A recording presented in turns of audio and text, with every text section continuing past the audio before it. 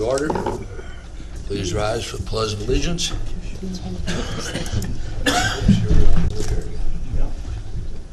I pledge allegiance to the flag of the United States of America and to the republic for which it stands, one nation, under God, indivisible, with liberty and justice for all.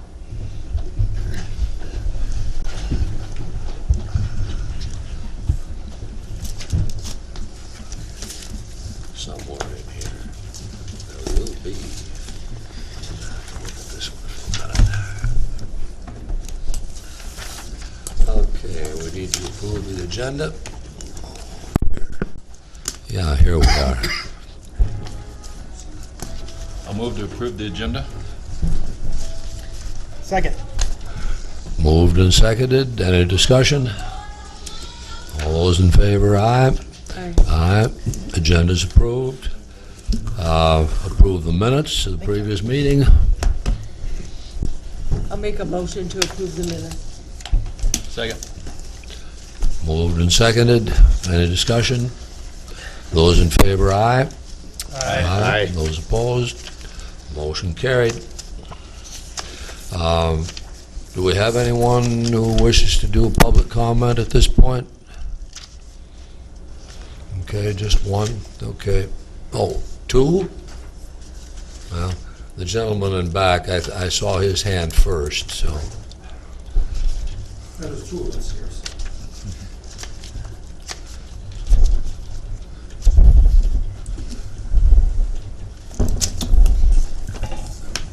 Well, good evening, Commissioners. I'm Richard Marcus. I'm with the Township Association for Houston County, representing 17 townships within the county.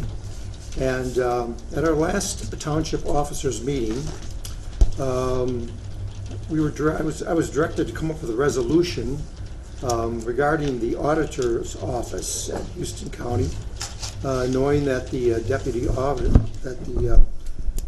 auditor has left the office and now there's a vacancy. There was quite a bit of concern by the township officers that were in attendance at that meeting about how this would impact their efforts to do a good job for the citizens of the county. One of the concerns, of course, was the expertise that we get from the auditor's office relative to the elections. And you know full well that Minnesota is the #1 state in the nation in terms of voter turnout. Also, there's a lot of reliance upon the auditor's office for information relative to tax levies. You know, we levy the budget. Every township levies its budget every year and calls upon the auditor's office for information. Now, the concern is that because there will only be one person in that office, the concern there is for the continuity.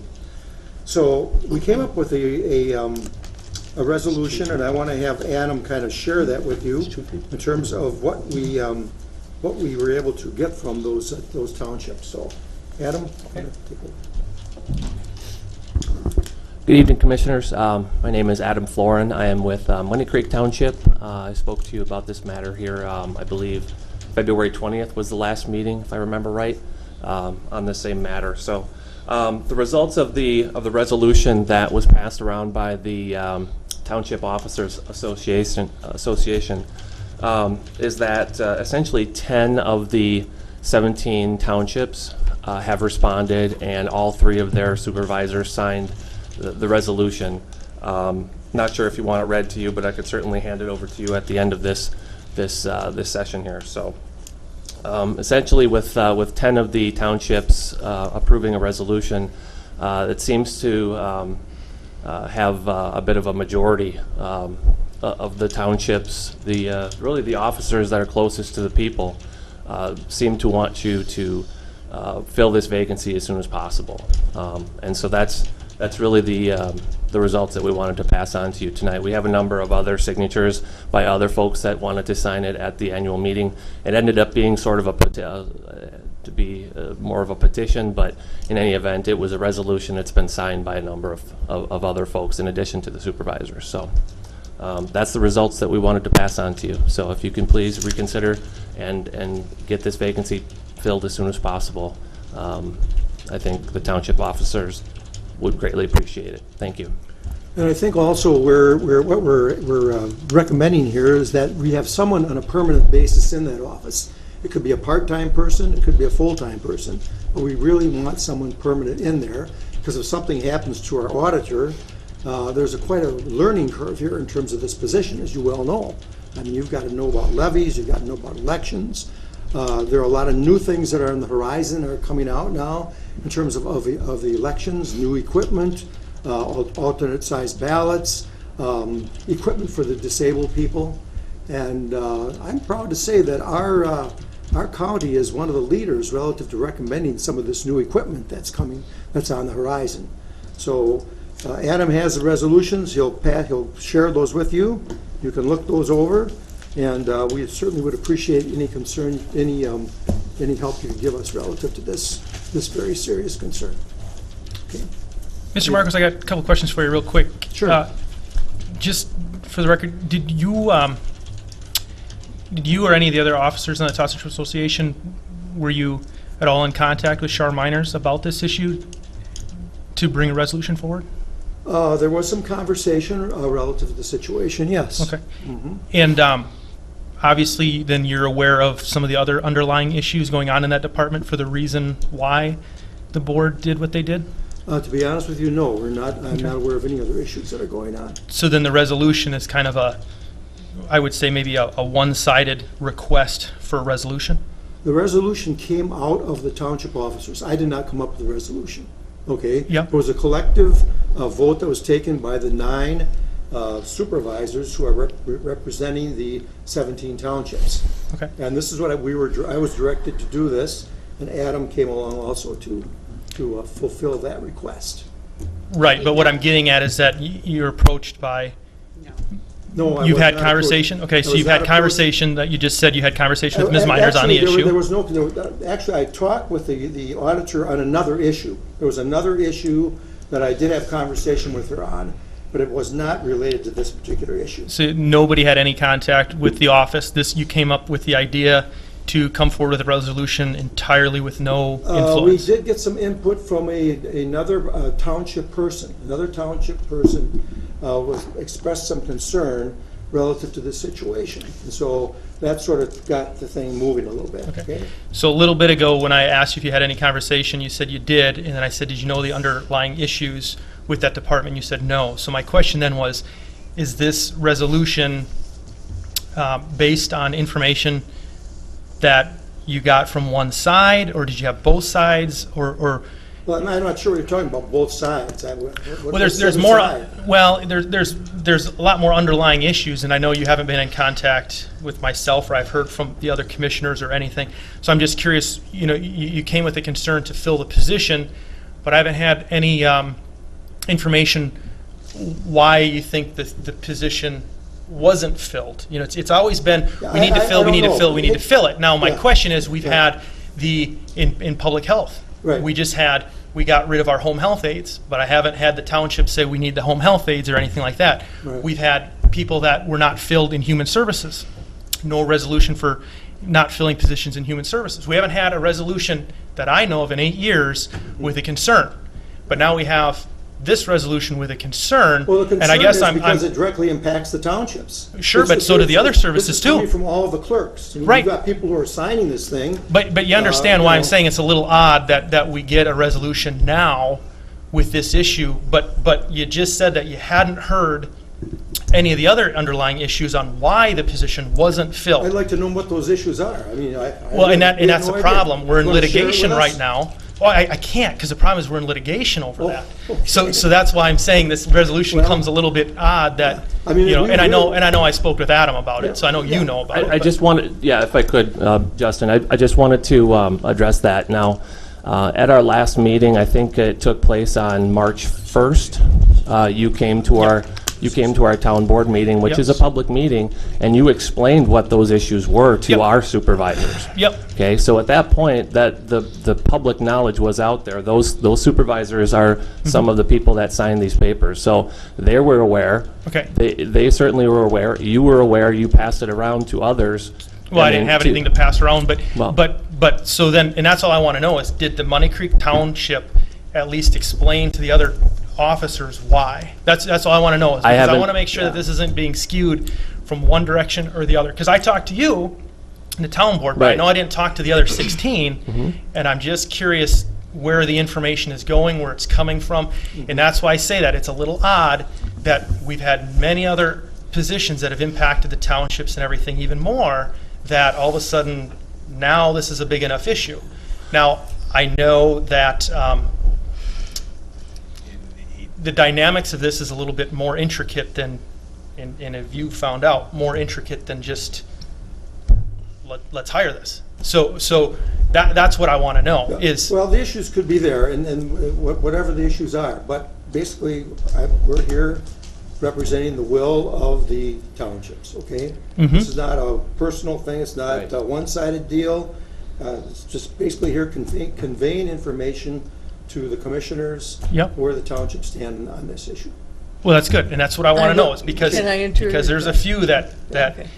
just from my aspect, it looks a little bit questionable that all of a sudden now it comes in. And I know Char's really tight with the township officers and everything that you guys do as far as elections, and you work hand in hand, so I understand the concern. But I just want to make sure that the whole story is being told, that we're not getting information one-sided. Like I said, a lot of litigation's going on, a lot of that stuff will be in the papers where everybody can read it, but because of that, not everybody has heard all that information. So I just want to make sure that we're not getting something that's being pushed from one side. I would like to say, I was actually a township officer for over 20 years, and I did appreciate everything the auditor's office did. And I did attend the township officer meeting, and there were a lot of concerns brought up, and the idea that we are looking into an administrator position, but in the meantime, that office needs help just to do the day-to-day work for elections and for township tax levies. And that's where they said they were going to do a resolution, because the clerks are very concerned about the need now. You know, and once we get something else in place and we do anything, fine, but they're thinking right now. Is there an election right now?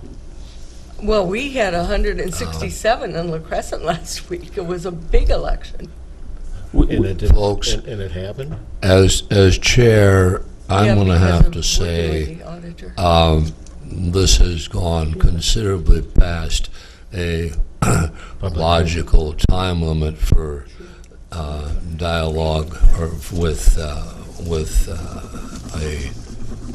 public comment, and it probably needs more thorough discussion. But when we are in a situation that we're in right now, where there is ongoing litigation on this particular subject, we're treading kind of a fine line here in saying much of anything. So I think I've got to say, that's it, fellas. Thank you very, very much. Okay, thank you for your time, and I appreciate the opportunity. Thank you very much. Yep.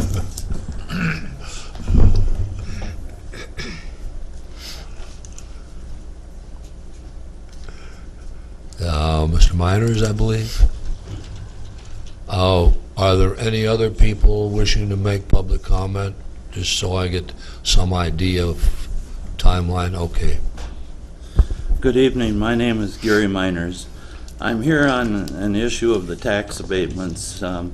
As you guys remember, you voted down a 3-year tax abatement that we had presented to you. I'm here trying to get an answer of why Houston County has a policy of only 1-year tax abatement when the state of Minnesota has a limit of 3 years. It's kind of like having a speed limit on 76, the state says 55, Houston County says 45. I just want an answer of why you have that policy and what can be done. Well, as one of the senior board members, I guess, I don't know why the specific reason is. I know it's been there for a long time, as far as I can recall. I guess I want to know what the reason Yeah, was. since 92, so and I don't guess know. I would like to poll the commissioners and see how many would be satisfied if they were in my shoes. I overpaid taxes for 5 years, and I only get 1 year back. I don't think there's one of you guys, or ma'am, that would be satisfied with that result. I honestly believe that, and I'm asking you just to take a look, see what the reasoning is, if there is a good reason, if there isn't, maybe, I think mine is the county made a mistake. They overcharged me for 5 years. I've talked to a couple of the commissioners, and they keep telling me right is right. Well, when I overpay for 5 years, that's not right. And I don't think any one of you would be satisfied if you dealt with a business and they overcharged you 5 years and they'd say, oh, I'm sorry, we'll pay you back 1 year. Well, and I will say from my experience, you're not the first person to come in here and express that concern. We've had numerous people for abatement, some back 10 years, and we only go back once. So I understand that concern. Fred and I actually had a discussion this morning about that, as far as looking at this and reviewing it and seeing, if there's anything that we can do to either A, remedy the issue, B, look at the policy. We understand the concern that, that it's, I guess you what- have 3 what I- years of. What upsets me a little bit is that I talked to a couple commissioners, and they said they weren't comfortable when they voted on that. They really didn't know what they were doing. I don't understand why it wasn't tabled and research done on it. To me, that's what should have happened. Well, I don't think the person that can answer your why question is here. I mean, none of us. I've asked so many people, and I can't get an answer from nobody. I've asked the county attorney. I haven't gotten an answer from him. I've asked commissioners. I've never gotten a clear answer. I guess all I'm wanting is a clear answer why you have the policy and why you feel you have to have a policy when the state of Minnesota says you can go back 3 years. Yeah. Why do you override the state of Minnesota? Well, and I think- They're not saying you have to. I understand that part, but if you're trying to promote this county, doing what you're doing to me is not promoting Houston County at all. And I mean, you cannot imagine the number of people that have heard about this that are coming up cannot believe what's happening. Well, I'm just wondering, and again, I don't know, but I would think there's got to be some historical perspective to this from somebody. Somebody's got to know when it was determined. I can't find So- the person. Okay, well, but Tess, do you have an opinion, or you're nodding? I don't have an opinion, but we certainly will find out and give a response to the commissioners as to what can be done, Please do. how it came about in the first place, what the historical perspective, what the options are. And I know Carol will probably have to be involved in that too, because I know a lot of it has to go back to, our budget obviously is based on taxes and doing that. So I know she would be involved, and she might know. Obviously, she's not here right now, but we can look into it. I'd Look into it and let you know. I've talked to other counties, and a lot of counties go 3 years. I Okay. mean, it's not like it's standard 1 year. And I'm just trying to get an answer. I mean, it's a lot of money for me. I mean, none of you guys would be satisfied, would be satisfied losing the kind of money that I lost out of this deal. And it was all on a rock quarry that they overtaxed for 5 years, and it only come up because of another rock quarry, and I got in an argument. I told them that I'm paying full commercial tax on the whole quarry, and they said, no, it's only on the floor and the face. And I had no idea it was that way, and they said that I was wrong. The office here called me and said I was right, I was overpaying for 5 years, and they did research on that, and my quarry was the only quarry in Houston County that was getting taxed on the full amount. And was that because the footprint was a certain size, and then somebody upped it, and that's why you're getting taxed on the whole thing? No, nobody can understand why. Okay. It's still the 28.8 acres, and the only reason that I even took the issue is because of that Bruning quarry is right next to mine. And I said, well, they can't do it because they're on too many acres. And then I was told by the zoning that, no, it's a floor and a face.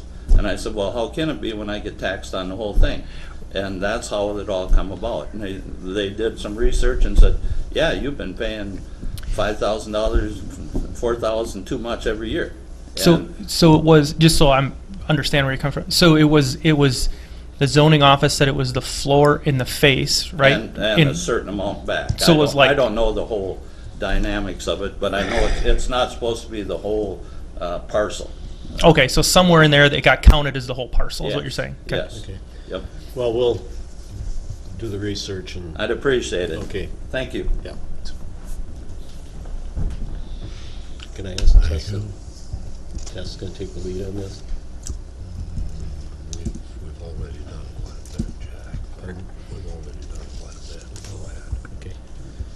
Tess, you'll follow up? I will. I'll follow up with the finance director and the county assessor and See how far we can dig back. and get Okay. a brief memo to the board. It's a long story. Okay, appointments. Mr. Podolzinski is first. Only, how many minutes late? Yeah, okay. A little bit, not too bad.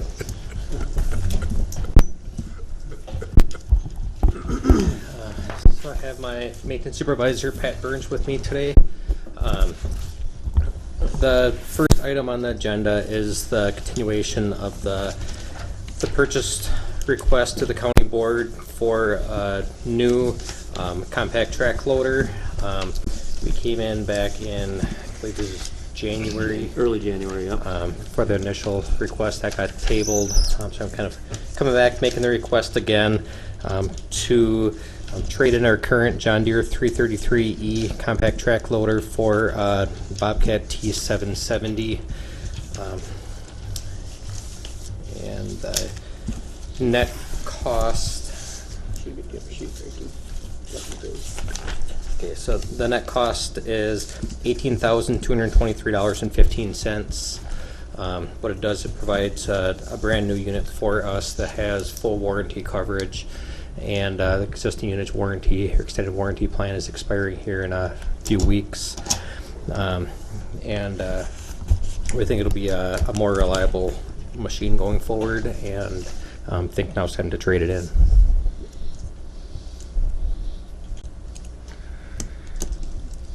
What, do you know what that machine's cost us in maintenance from John Deere since we've had it? Yeah, give me a second, I do have.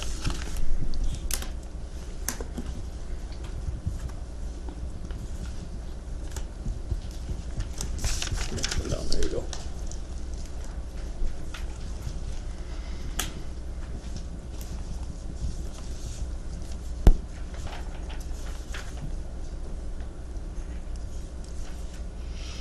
Our biggest concern now is if we do, once the warranty does expire, it's gonna continue costing us, or most of the dealers I've talked to, in fact, all of them have said too, we're getting to the amount of hours where it probably is a good time to trade, or it's gonna start really nickel and diming, costing us a lot of money. Okay, so total equipment repair, $22,239.90.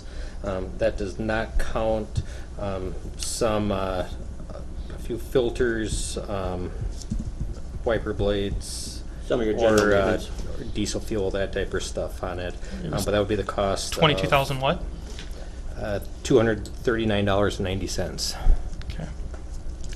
And that counts for our mechanic labor, parts, costs of stuff that was hired out to have other people do for repair work for us. That wasn't warranted? Some of the stuff was warranted, some of the stuff was not. So that is just our cost, not the warranty cost on top of that. Well, I've told quite a few people that this issue kind of is near and dear to my heart. Because if there's one piece of equipment that I know a lot about, it's skid loaders. Not that I know everything, but I know a lot about skid loaders. The reason I asked you what it cost was I went over to John Deere and I got a printout of all the maintenance that they've done to it, okay?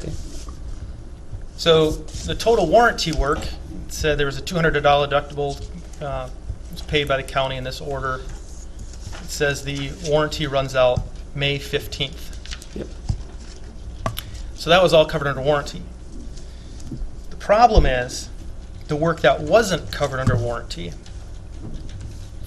In the total for work not covered under warranty that the county paid John Deere was $9,083.50. Of that, $8,791.92 was for constant call-outs to replace the tracks that kept falling off. Which we did not realize was not covered under warranty. $291 was work not related to tracks. Okay? Now, the problem that I've been told by John Deere, Bobcat, New Holland, and Caterpillar is that they believe that this is all operator error. Okay? So it's not necessarily the machine cost us $9,000, but the operators have been costing the county because every time there's been a call out, $629 and $493, and every time there's a call out to put the tracks on. So my concern is going to another tracked machine, we're not going to get rid of the problem of the tracks. I talked to Bobcat, and they said if the tracks are coming off at the John Deere, they're going to come off at the Bobcat. Now, back 3 years ago, when the Highway Department first came here to buy this machine, we had a very lengthy debate. One of the excuses why we had to buy the John Deere over the Bobcat, and I was advocating for the Bobcat at the time, doing a buyback program just like what you're offering. We were told we can't do the buyback program, we got to buy the John Deere. Because the John Deere has a better track system. And I quote, the Bobcat only has 4 bogie wheels, the John Deere has 5. And it's a better track system. And we kept harping, better track system. The second excuse was that the Bobcat does not have as good a visibility. Okay? Then the third one was that the Bobcat didn't have as big a boom breakout as the John Deere. So now 3 years later, the Bobcat has a better track system, is a better machine all over. So kind of reversed the stance on that one. I've been told by all the other dealers that I talked to, the county would be better off with a wheeled machine based on how it's being operated. There is one machine out there that has an automatic tensioner system by hydraulic pressure, and that's a Gale. So if the tracks are coming off and that's an issue, Gale has a better system for keeping continuous tension on the tracks. So that machine probably should have been very highly looked at. When we looked at wheeled machines, I know, Brian, we had an email conversation about tipping point and how the tipping point on a wheeled machine isn't necessarily as much as a track machine. But we all know that there's no industry standard on tipping points, and that some people measure the tipping point load from the wrist pin. Some of them 30 inches out from the wrist pin. Some of them are 30 millimeters from the wrist pin. So there's no industry standard. So those numbers bounce around. Okay? Why did some go 30 inches from the wrist pin? On standard 60-inch pallet forks, the whole length, 30 inches is halfway, which would be the center of the load. People say that's more of a realistic number. Some people say put it at the wrist pin because it's the closest to the fulcrum, which then is going to give you the higher number. So that number's kind of iffy. When we talk about tipping load, we should not be operating near tipping load because that's dangerous. On flat ground, you're on flat ground, operating it up and down hills, moving culverts. And I know you'd mentioned that it was like 7,000-pound culverts or whatever, which would be near your tipping load. You're not going to be able to go up and down ditches when you're that close to a tipping load. When we talk about wheeled machines, there are some very large wheeled machines. I know that, for instance, again, Gale, I think, has the largest wheeled machine on the market right now. When we look at potential, if you need tracks, we can always go over the tire tracks. They don't require any special tires. It's a standard pneumatic tire. You can go over the tire tracks on it. My biggest issue is I don't feel that this has been explored thoroughly. It appears to me as a commissioner looking at this that we have a machine in mind we want. We're going to spec it out to try and get the machine that we want, because there's just so many different factors here that I don't believe have been looked at. And I say I don't believe because I have not seen evidence that they've been looked at. And it's not evidence on this machine, but in years past, things that have been brought to us to try and get the machine that's been wanted versus what's been needed. We talk about another wheeled machine and turning back warranty, traded in what's under warranty, but yet we have, if I'm not mistaken, a 2009 New Holland wheeled machine. And Warranty we have is- tracks for it as It's well. not 2009. It's Yes, it is. Yep. the new Holland's not Yeah. 2009. Yeah. But yet, on that one, the warranty is well past. Right. And I talked to Matt Klug, Jack and I were over there today. They said they have rarely, if ever, come out to fix that machine. Now, on our farm, we have a 2008 with 1,000 hours on it, and it has never been in for work to be work done. You know, obviously we do tune-ups and oil changes and fuel filters.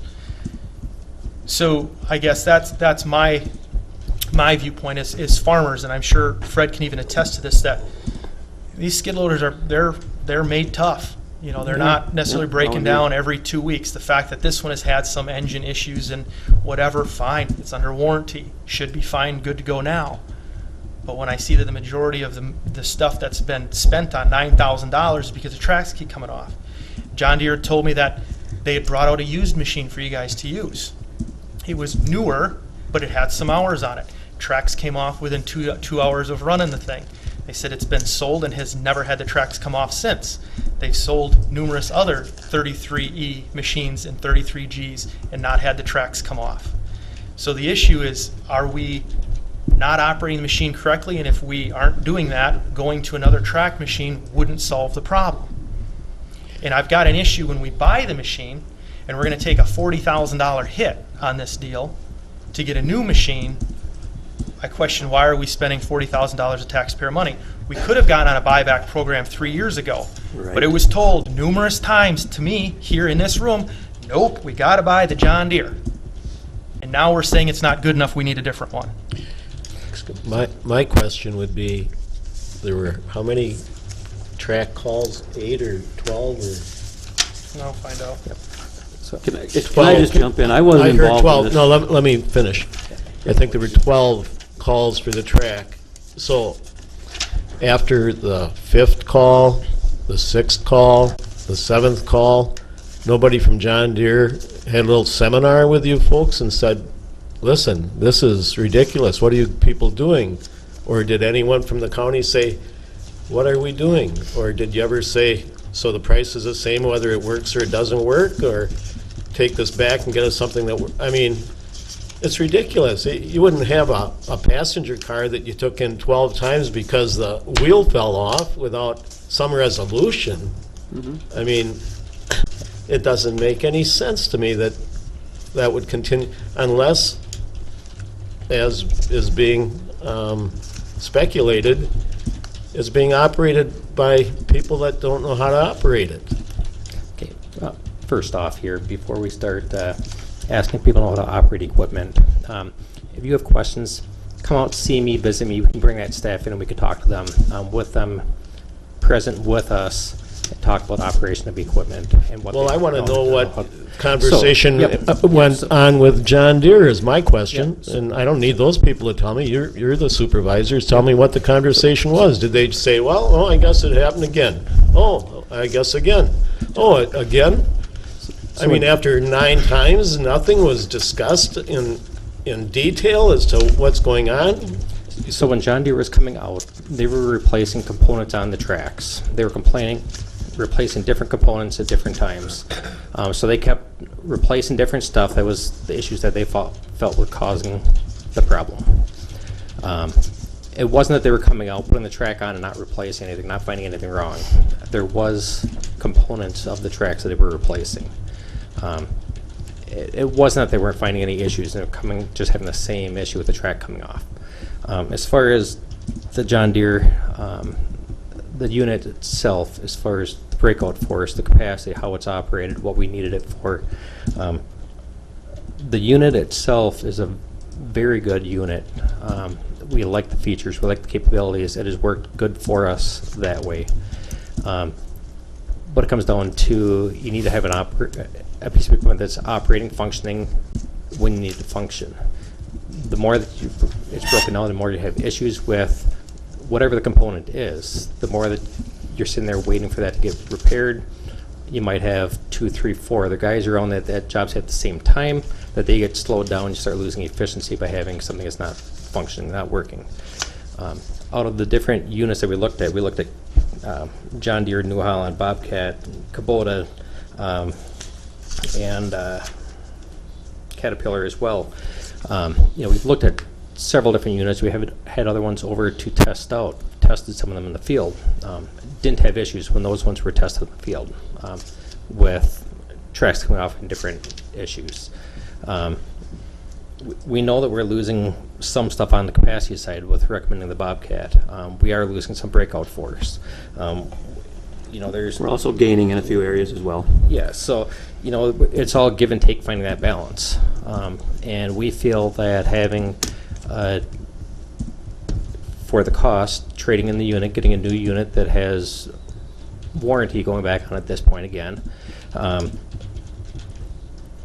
and hopefully resolving the issue with the tracks, talk about the operation of the tracks, what we're doing with that machine. I've been down at Wildcat Park watching that machine move forward and back on flat ground, sandy soils, nothing in the bucket, and hearing those tracks grind as they start to come off and have the unit stop and you back up. I haven't been out there the majority of the time when the tracks have come off, but I have been around them a couple times when the tracks started to come off or came off in conditions that I looked at it and it said that shouldn't be happening. I'm not going to bash the current unit. It is a good unit all around, except for the issue that we've had with the tracks. Why we've had those issues fully, I don't know. Other John Deere equipment that we have that are tracked equipment has worked out really good for us. We don't have the issues with the tracks. I do know that the new 333G, that they changed some of the setups, the sizes of some of the components within the tracks. So there has been some changes. They're not going to make changes if the current system is perfect. They're either doing that to make improvements or they're doing that to save money. One of the two, but they're making changes for a reason. We've been around and around on this. I sit back and wait. I send an email over to Commissioner and I wait for a response, and I don't get a response back, and I sit there and we're sending stuff 2, 3, 4 weeks down the road with no response. Get back in here at the board meeting, then new stuff gets brought up. That's valuable time that we could be working on coming to a conclusion, coming to a resolution on what is the best option for this. I can go back and do some more research. Like I said, we've looked at 6 different units now. We can keep looking at other units. We can keep testing other models out. Ultimately, I want to get to a resolution at some point. The cost, I do have a breakdown of what the different costs were within that warranty period. Some of that with the tracks, we were putting the tracks on ourselves too. So those calls were not always just John Deere coming over from the tracks. Okay, but that's time and labor and downtime too. Absolutely, it is. Okay, well, let me ask: Did you ever inquire of John Deere? Are there other people having this issue, and could you give us? I have asked a few other people. I, in fact, know people that have the same machines and they haven't had any issues. And I wasn't here 3 years ago when this whole thing went down, so I'm kind of out of the loop on that. Okay. As far as moving forward, though, I've been around this same stuff for 20 years of construction, and I know Justin's very well versed in skid loaders, and I've seen multiple people with the same machine as we have now, or similar to machines, and never seen the tracks come off doing the same work. And since August, I started this in August, I haven't seen our guys do anything that is out of the ordinary that they shouldn't be doing with this machine. Just normal business work with it. Then I would have thought John Deere would come forward and say, we sold you a faulty machine. John Deere did tear apart the whole undercarriage and redid it and actually lined everything up to the millimeter because they thought there was possibly an issue, and it didn't fix a thing. It continued. And like Brian said, I don't want to bash the machine other than the track issue. It has been a good machine. We're just at the point now where the warranty is soon to be up, and my concern is it's going to cost us potentially more than the $18,000 it does to boot. I don't want to be in that situation. From looking out at the county standpoint, well, taxpayer and the department, I think it's a bad move to be in that situation. Well, and I don't want to be in the situation either of racking up service calls for tracks coming out on the Bobcat. Now, when I don't talked to either. Bobcat, they had said, yes, the tracks come off, and they said, we see it with the rental equipment all the time when they rent out a tracked machine. And they said, on flat ground, you can rip the tracks off if you try and pivot it like you do a wheeled machine. Yep. So it can happen. So it doesn't matter if it's on flat ground or not. You can rip them tracks off. Now, the only issue that I've got, like what Jack was saying as far as the call-outs, and you had mentioned that you were putting on the tracks yourself. On non-warranty call-outs, and I haven't looked at how many warranted call-outs there are, but if there's 13, if I counted them right, call-outs that weren't, and there's going to be more in there that were, plus the ones that you said you did yourself, those tracks are coming off 30 times. I mean, that's unbelievable. Now, It's been a I would fair have amount. to say that if it was the machine not being right, they would have this issue on other machines, and they claim they haven't. So it would just kind of behoove me to think that the county got the only lemon out there. Now, when you say they put everything back to the millimeter, then it should be put back correctly. We did get a new set of tracks put on it, so I would think the problem would be resolved. When we look at the service notes, on the newest one, August of 17th, it said, spoke with the operator, repairs made to the tracks already getting severely damaged for how it's being used. And the other one, it said that there was 5 inches of clearance, ran the machine to be sure that there were no issues with the tracks, drove it back to the shop. There's all of these that they're not finding. It says operator drove the machine, found that it was driving as it should. Now, I get that you've had other demos out there, and it's hard to say on one day, having a demo out there 2 or 3 Right. days, the track didn't come off on those 2 days. Well, there was multiple days where these tracks didn't come off as well. Yep. But my bottom line is, and the whole point that I'm getting at is, should a track machine be the machine that the county purchases? And from what I've heard from all the other dealerships, from John Deere, what I've heard from you guys, the answer would be no. And I disagree. My feeling is yes, just for the dirt work and the things that we're doing with it, we're doing no different than what all the contractors I've worked with over the years all use track machines for. We're doing no different. And I know Scott's been involved in a lot of contracts through MnDOT as well. And I don't, other than blacktop, people on hard surface, I haven't seen a contractor with a wheeled machine down in a hole. Yep, and I haven't heard of many of them having the same track problems. don't disagree. With the same machine. Yeah, So I don't disagree with that I at would all. question that. Now, Yeah. the other thing, we talk about, again, you brought up boom breakout force, which I'll say the same thing I said 3 years ago, is a figure that shouldn't even be thought of. Because to exceed boom breakout, you got to be doing something wrong. Because the boom breakout force generally is more than the machine weighs. So you'd have to be really doing something. If you break that, it's not going to be covered under warranty. Brian, the reason that I ask you these questions now is because I think, A, they need to be asked in public for people to hear the reasons why. Number 2, as the director of that office, if you're being told certain information, bring it forward. I'd like to hope that you have a good, vast knowledge of your business, an intimate knowledge of your business. What I struggle with, and I'll get off the soapbox in a second, but what I struggle with is that 3 years ago we went round and round about a skid loader, the skid loader that we own, why we should buy it. 3 years later, that's junk, we should buy the one that I'm you were not saying it's arguing junk. against. Yeah, we're not saying Now, it's junk. when we had the tractor issue with mowing the road ditches, the argument was we got to buy the tractor for $47,000. It's got to be this tractor. It's got to be a John Deere. We got to buy this one. And I had to argue that no, we can get on a lease program with Case New Holland, and we did. And I guess my thing is I shouldn't. I know this sounds bad, but I shouldn't have to do your job for you. I guess my thing is I would like to have seen all of these avenues crossed before purchasing, and time after time I don't see it. And that's my issue. And I wouldn't have such an issue with this if it wasn't only 3 years ago that we were arguing that this track system was so much better, and that's why we had to spend $80,000 on it. Right. And now it's junk. That's probably the biggest issue that I have, is that the taxpayers are going to take a big hit because of an argument that now you're saying never should have taken place. And my concern is we could take an even bigger hit, Justin, in the future if we don't do something. But the question is, how? the machine has been gone through top to bottom numerous times, okay? The machine should be working fine. If it turns out that this is operator error, my question is, you're right, are we going to go through the same thing through Bobcat where they're constantly coming out for service calls to put the tracks on it, and we're spending another $9,000 with them? Yep, and I'd like to That's say the no. concern. I would like to say no. And I'd get it if it was, well, it came off twice. Okay, fine. But almost 20 times, I got to look at and it's always that thing where we talk about when we're kids. If you keep doing something and something bad is happening, at what point do you do self-reflection and say, what am I doing wrong? And that's where I question that has ever happened. Right, and like I said, since August, since I've been there, I have not seen them do anything that's out of the ordinary. And I've And seen they what might skid be loaders operating can it and can't do, Right, And I I'm not- invite you to come out and see what they're doing with it, Justin. I would love to have you come out there and see. Well, and what I'm saying is, and I'm not saying that they're bad operators by any means, but I know that's that kinda what I'm if getting, if I was used to driving a wheeled machine all the time and I jump into a track machine, I'd probably rip the tracks off too, because I'm going to treat it like a wheeled machine, which you can't do. Right, they are Now, I've different, driven yeah. track And I machines, I've realize driven that. wheel machines, and yes, I've seen how tracks can come off, especially getting a rut in November. When it's frozen, the track's in a rut, and you try and turn to get out of the rut.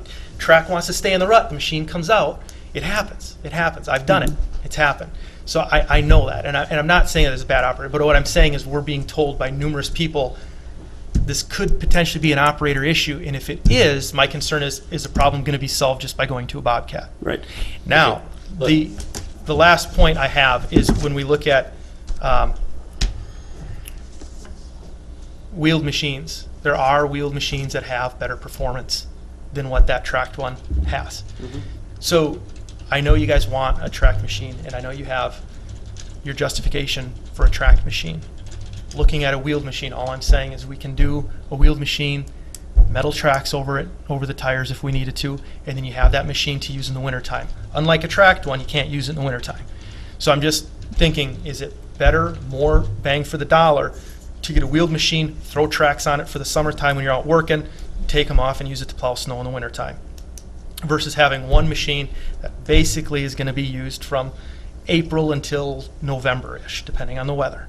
That's my big thing is bang for the dollar. Is a tracked machine the best bang for the dollar? We have payloaders, bulldozers, other big equipment, and I get it. Everybody's got tracked machines and they're cool. They're But just, is they have it a the best purpose, bang for the dollar? What's that? They just have their certain purpose in certain place. They do, know, and I will agree with that. Yeah. Absolutely. And I think doing the dirt work and the culvert repair and the turf establishment, a track machine is a better machine. That's my own feelings, I guess, and everybody's gonna be on their own opinion. and it could be, and then it just comes down to we got to make sure that we're operating in a manner that it's not costing us money. Right. So that's the two And issues. I don't disagree with that at all, Justin. Like I said, I've started this in August, and since I've been here, I have not seen the guys operate in any fashion that I don't think the machine can handle. What happened before that, I can't say. And like the whole discussion 3 years ago, I have no idea that's beyond me. But Okay, this is where we are today. That brings the question up one more time, and then why at some point after 15 times, 16 times, wasn't John Deere's feet held to the fire and say, hey, we can't keep doing this, and what are you going to do about it that is a permanent fix? That would be a good question for Well, legal advice. They Because, I kinda mean, you know how did. lemon laws work with cars. I mean, you get a lemon, but in order to prove that lemon law, I mean, it takes years and years and years of the same thing going over and over and over. Like, we just bought a van, and that's what they said. Here's the paperwork, you can That's fill it the out, same. but it's hard to get somebody to back it up. I think we were going a little far here. I think you brought this to us 3 times. If we have a problem, if we want a skid loader, I believe you guys decide what you need, when you need it, how you need it. If it's under your budget, I think maybe we could use some training on tracks. Yeah. Certainly doesn't hurt. Like you said, a lot of people are used to running, that don't do dirt work and stuff all the time. They're used to running rubber tires versus tracks. And There's a been- different way to use them and Yeah. such, and Yeah, I've had some discussions with the guys on Right. different things, so I mean, and people that don't use them a lot don't know how to run them differently. So I think definitely some training to make sure everybody's on the same page, that there is difference on how you run them. Right. Would be definitely a good way to go. But I would like to make a motion to approve said loader. I'll second it. Moved and seconded. I've got a question. Comparable machines as far as lift capacity is concerned. What is the difference in price between a wheeled machine and a tracked machine?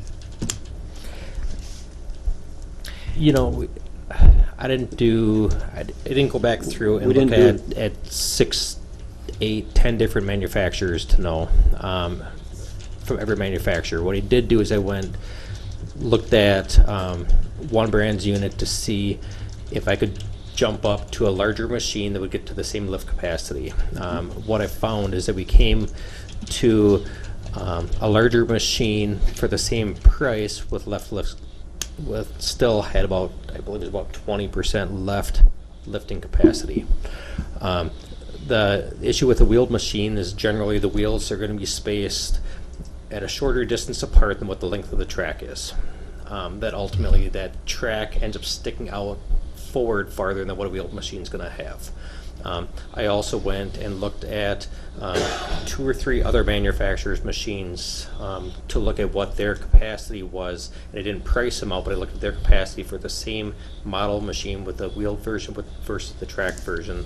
And it came back with the same type of result, that the lift capacity was substantially reduced for the same size of machine. So you could upsize the engine, get into a bigger machine, gets a longer overall wheelbase, but it still would end up being left less capacity than the track machine. Just because on a track machine you start getting into that longer space, it doesn't want to tip forward as easy.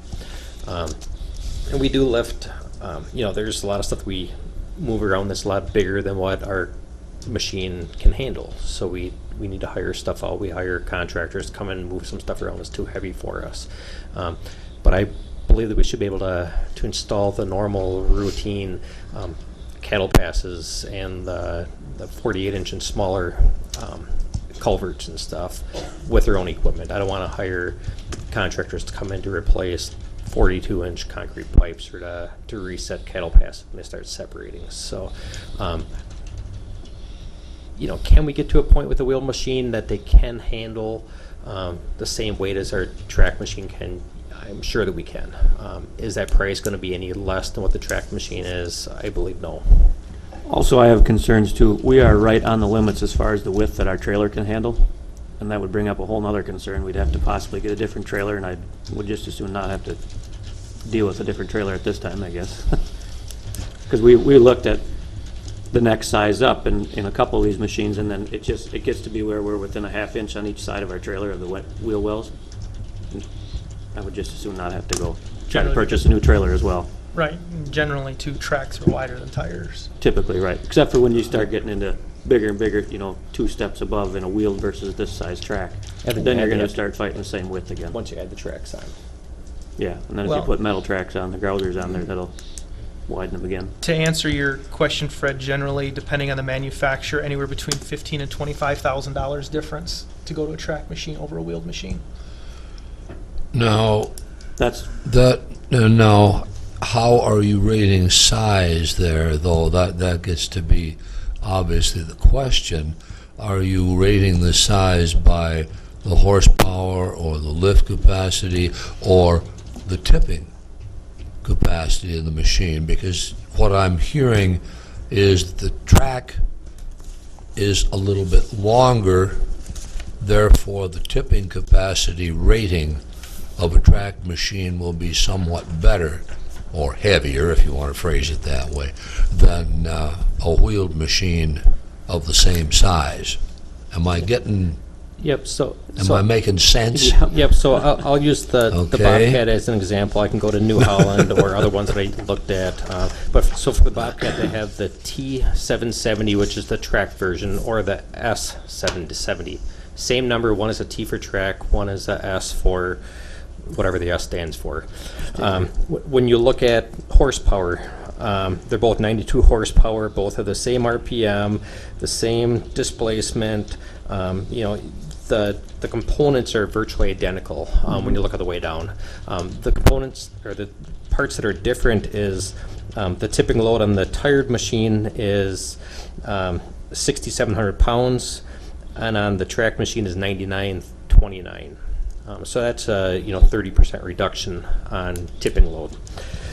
When you look at the speed of travel, the tire machine is faster. Now, this, if I'm hearing this right, you're comparing two machines of the same brand The there. same brand, the Yeah, same but- size, but one's track and one's Okay. tire. Yep, I have That's crucial because, as been brought out in the discussion here, different manufacturers tend to do their tipping capacity from a different fulcrum, and that can make some rather interesting comparisons.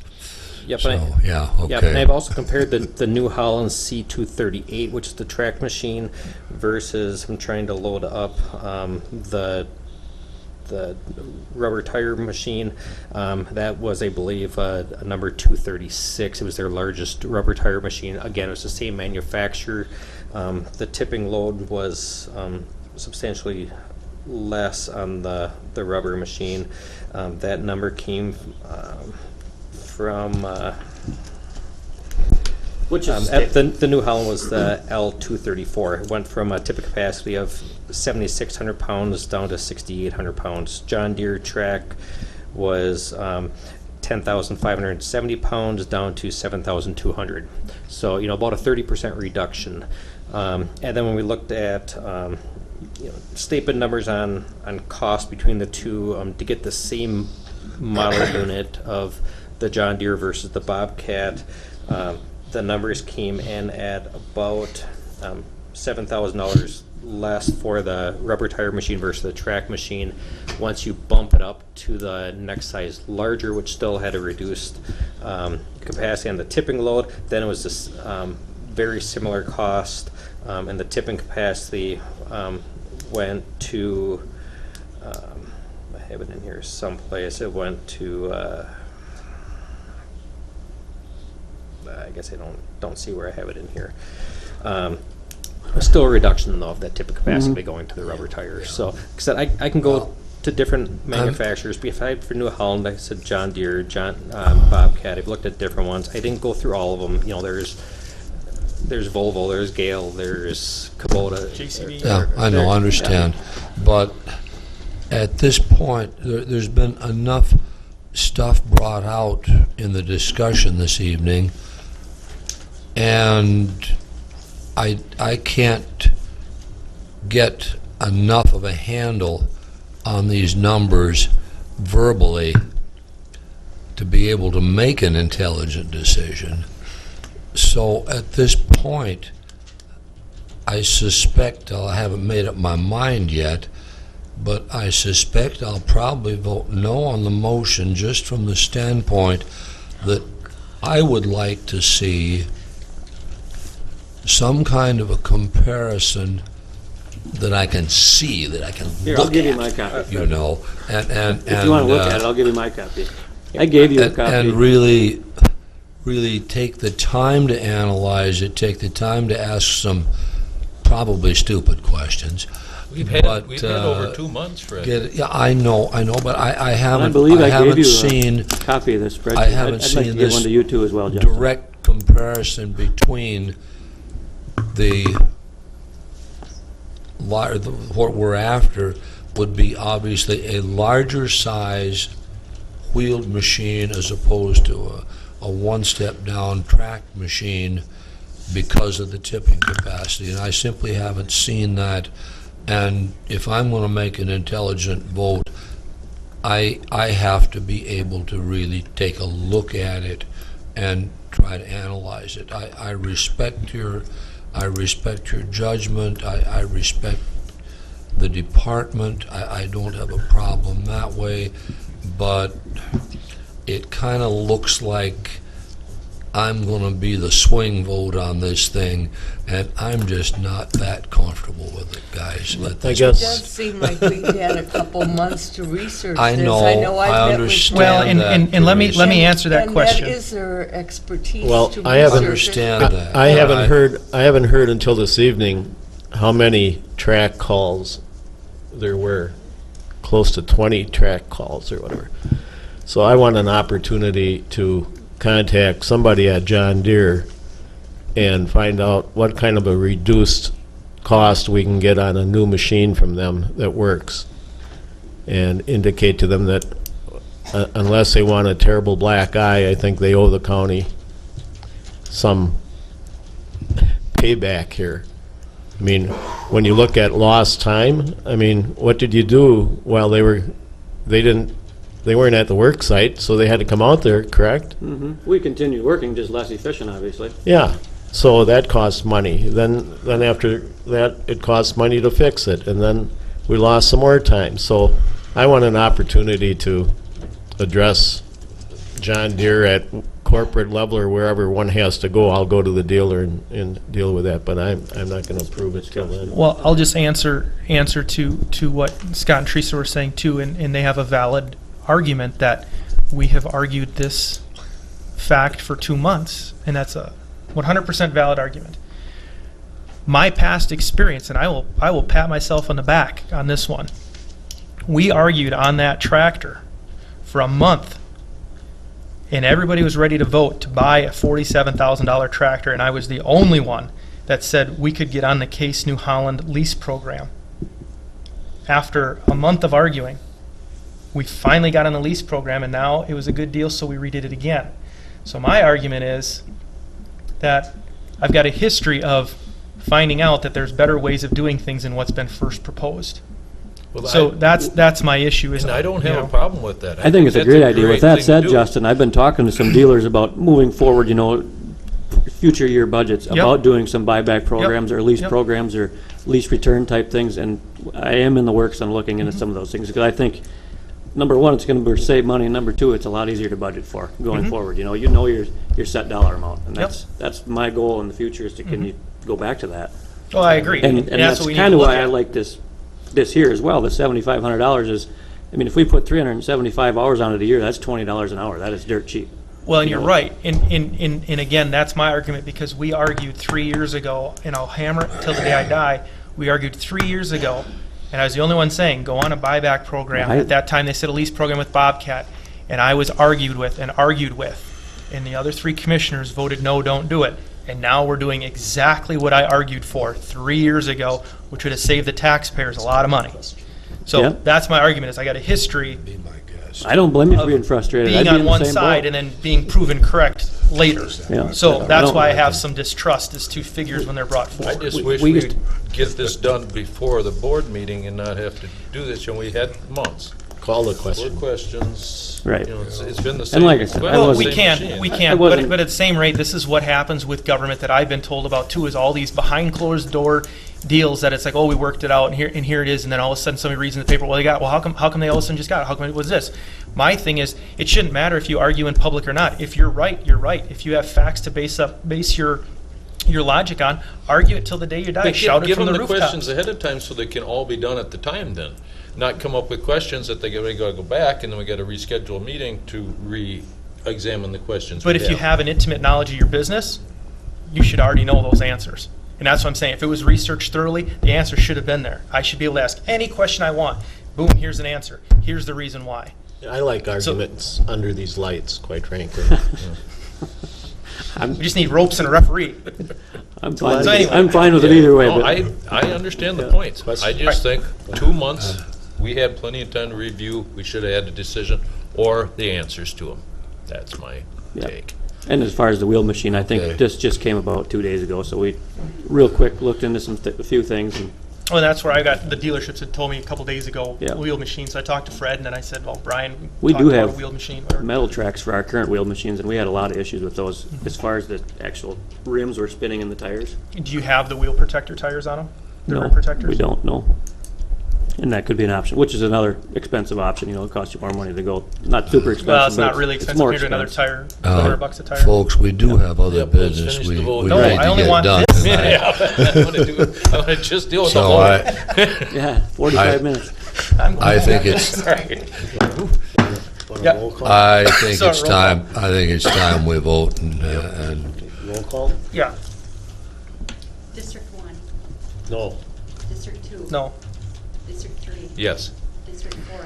Yes. District 5? No, for the reason I talked about before. I need to. That's fine. Okay. Thanks for your time. Thank you, So, Let's see, you still have the airport thing to Yes. go, don't you? Yes, okay. yeah, so clarifications, so, because I know what you said, no vote based on information. Am I supposed to go and get additional information back to the board on different units, the larger size wheeled machine, and come back to the board again? Or is this a no vote, keep using what we currently have, figure it out, and move on? Well, if you've got that chart, I don't have it. Yeah, I have the I'd be chart happy of what we've done Yeah. up to this Yeah. point. I don't. I gave and one to you, Fred. And I only have one that has the rubber tire machine on it, and the Okay. one that, The- that Fred would have does not have the what rubber I- tire. Well, if you Yeah. could get a copy, I'll be, probably be down here tomorrow. Would that work? Yeah. Okay. Well, Yeah, I well- won't be. I'm training all day. You are. We can email you a copy Yeah. if that works for you. Why Of what we've got. We've just got the one rubber tire just Yeah. for comparison reasons. And I do want to talk to John Deere. I'm And that's, I'm very they've been talked to numerous times, but yeah, I don't, disappointed in. Sam, Like I maybe, said, it's a good machine except for the issue we have with tracks. Mm-hmm. And Pat, the sooner you can get that to me, the better. Sure. Because then I can make sure that it's got what I need on it. If it doesn't, why, okay. Yeah. well, and Sam, Because then I can get my questions taken care of before the next meeting. you know what? I have a hard copy here that it would have everything, including the one rubber tire unit on it. I don't know if I can give it to Shar and then have you scan it in and email it over to the commissioners Sure. tomorrow, or or even tonight if you get Or that. somebody could run down, maybe you Yeah. or Tess could run Tess? down a copy. Would you mind running some copies of what Brian's got here, please? so my question then would be for Sam, I don't know if looking at possibly, or I don't know if Tess knows the answer to this too, but technically the motion was stated to purchase the loader as presented. That motion failed. I am not, I know if you want to bring up another motion, it has to be so many days or board meetings or whatever from that motion, and it can't be the exact same motion again. The question would be, could you bring back this loader again, since the motion on it already failed once, for the purchase of this machine? That would be something to look at. If you have a failed motion, and I get if you had a motion go through or fail, and you wanted to change it, the person making the motion would have to change it. But when the motion was just to purchase the loader as presented, that would be the Bobcat T. What I'm getting at is, that motion failed. Can you continually vote on a failed motion until it passes? I mean, I know there's rules to timelines and when you can vote on a motion. Well, first of all, the board's never adopted the rule. Well, technically there hasn't been, and that's where it could be argued that, is there or isn't there? Well, I've never been provided with anything since the board's adopted those rules, but given the question, I mean, I can take a look at that and try to find you an answer, but again, I think, from what I understand, is the rules have never been adopted. If the board wants to do it, I think you have the authority to do it, to go forward with an identical motion at this point. But you have the question, I'll try to find an answer to it for you. I don't know off the top of my head. Well, I know on Robert's rules, there's issues where it can't obviously be done on the current date of business, but can be brought back at the next date of business, but then it's certain motions that have to be withdrawn in order to be voted. It gets complicated, and I know the board hasn't officially adopted Robert's Rules of Order, which can be cumbersome because then we make it up as we go, but. I know that sometimes it's usually someone who is in majority has to do it, and that's how you would do that. Yeah, exactly, Yeah, right, that's right. You can make it I think it's a motion to reconsider. Yeah. And it has to be by someone on the prevailing side. Prevailing side. And Yeah. then you can go ahead and Yeah. do what you need to do. At that point. Yeah. So you just clarify before we do something. Been Anyway, involved in those situations before. all right. So I think we're looking for just more information gathered at this That's point. correct. Fred, you wanted more information of a tired machine versus a track machine is what you're after, on Yeah, paper. yeah. That's fine. What I'm looking for is basically how much larger a machine do you have to have in order to, in a wheeled machine, in order to achieve the same end result that you would get with your track machine as far as being able to lift without Well, and I would say going that up? the tipping, That's my concern. the basically. tipping thing should be written out. That's not a valid to go by because it is not, it's arguable where that calculation is from. Operating load is more of a fair Yep. assessment. So you can look yeah, at operating okay. load, and I would be fine looking at operating load. But tipping load is kind of like the breakout force. It's not really, Yep, consistent, right. Yep, I get you, where you're coming from. and then I'd be fine with it. So compare it based on operating load and that kind of stuff, and then I'd be totally fine. Sure. Whatever. Which I think we have on there as well. Okay, moving on Now, to now you're ready for the airport. Airport. Okay, now we do airport. I am going to step out for this. So, You want to stick it out, shucks. Pat? Thank you. Thank you, Pat. do you want to look at the upsized wheel machine, is the same? Yeah, I'll look into it. Yeah, okay, thank you. Thank you. Yeah, thank you. Okay, so, Airport Commission. So the county had an airport commission in operation up until several years ago. At that point, the airport commission was disbanded or abolished due to several issues. But we've had some discussions about setting up the airport commission again. We feel it can be beneficial and useful to the county to have an airport commission to receive feedback and to gather input. Coming up on our next set of plans are on projects for the airport. The very next two items would be to select an airport consultant to lead the county going forward here on different projects that we might have coming forward for the airport. And then after that, the consultant is selected, of which we're in the process of gathering information from consultants.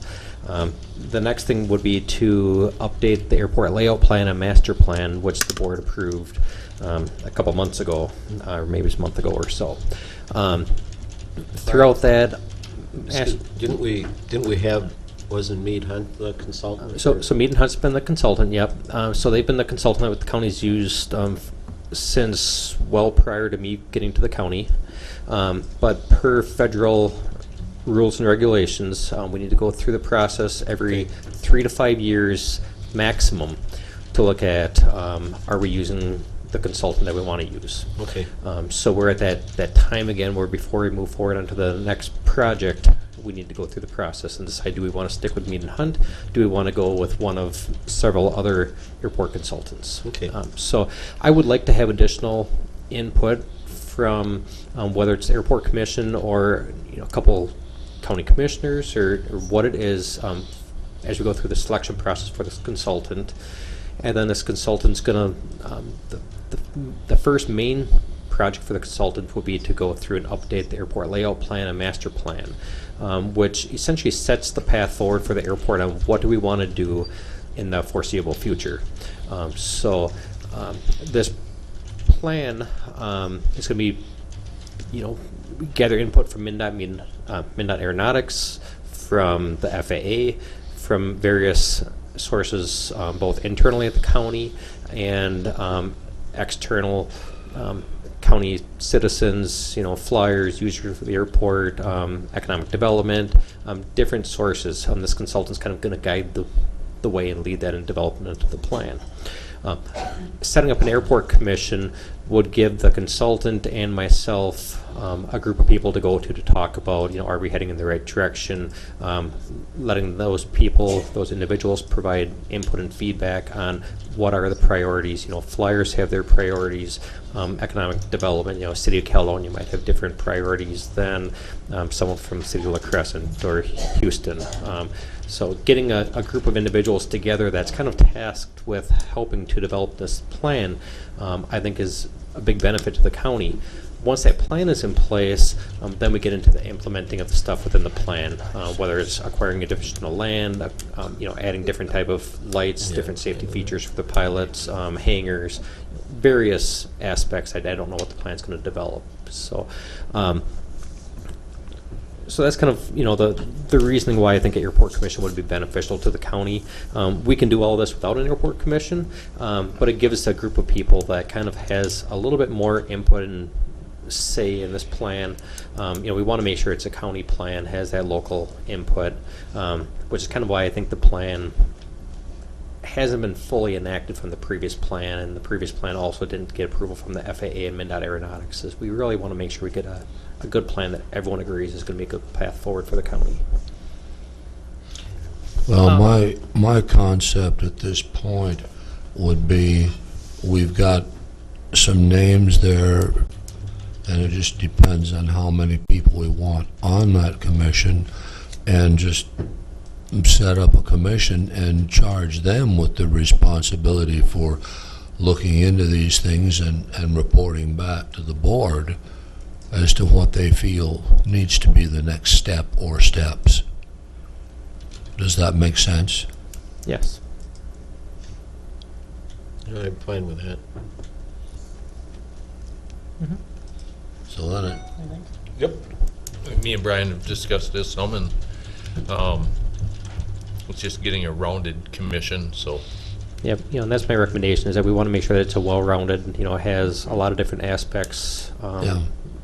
Covered with this, so it's not just all flyers or all county personnel, that we really get a plan that's going to be put together that's good for the community, so a lot of variety of Yeah, I'm just individuals. thinking like airport neighbors.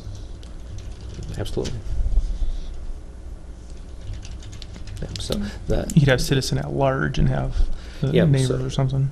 Yep, so the names that have been brought up to me that I have contacted, has been Alan Schultz and Blaine Benzing. Both of those names have been recommended by flyers. There's also been 3 other names. All of those other individuals, some of them maybe don't live in the county. Actually, I don't know that any of the other ones actually live in the county full-time.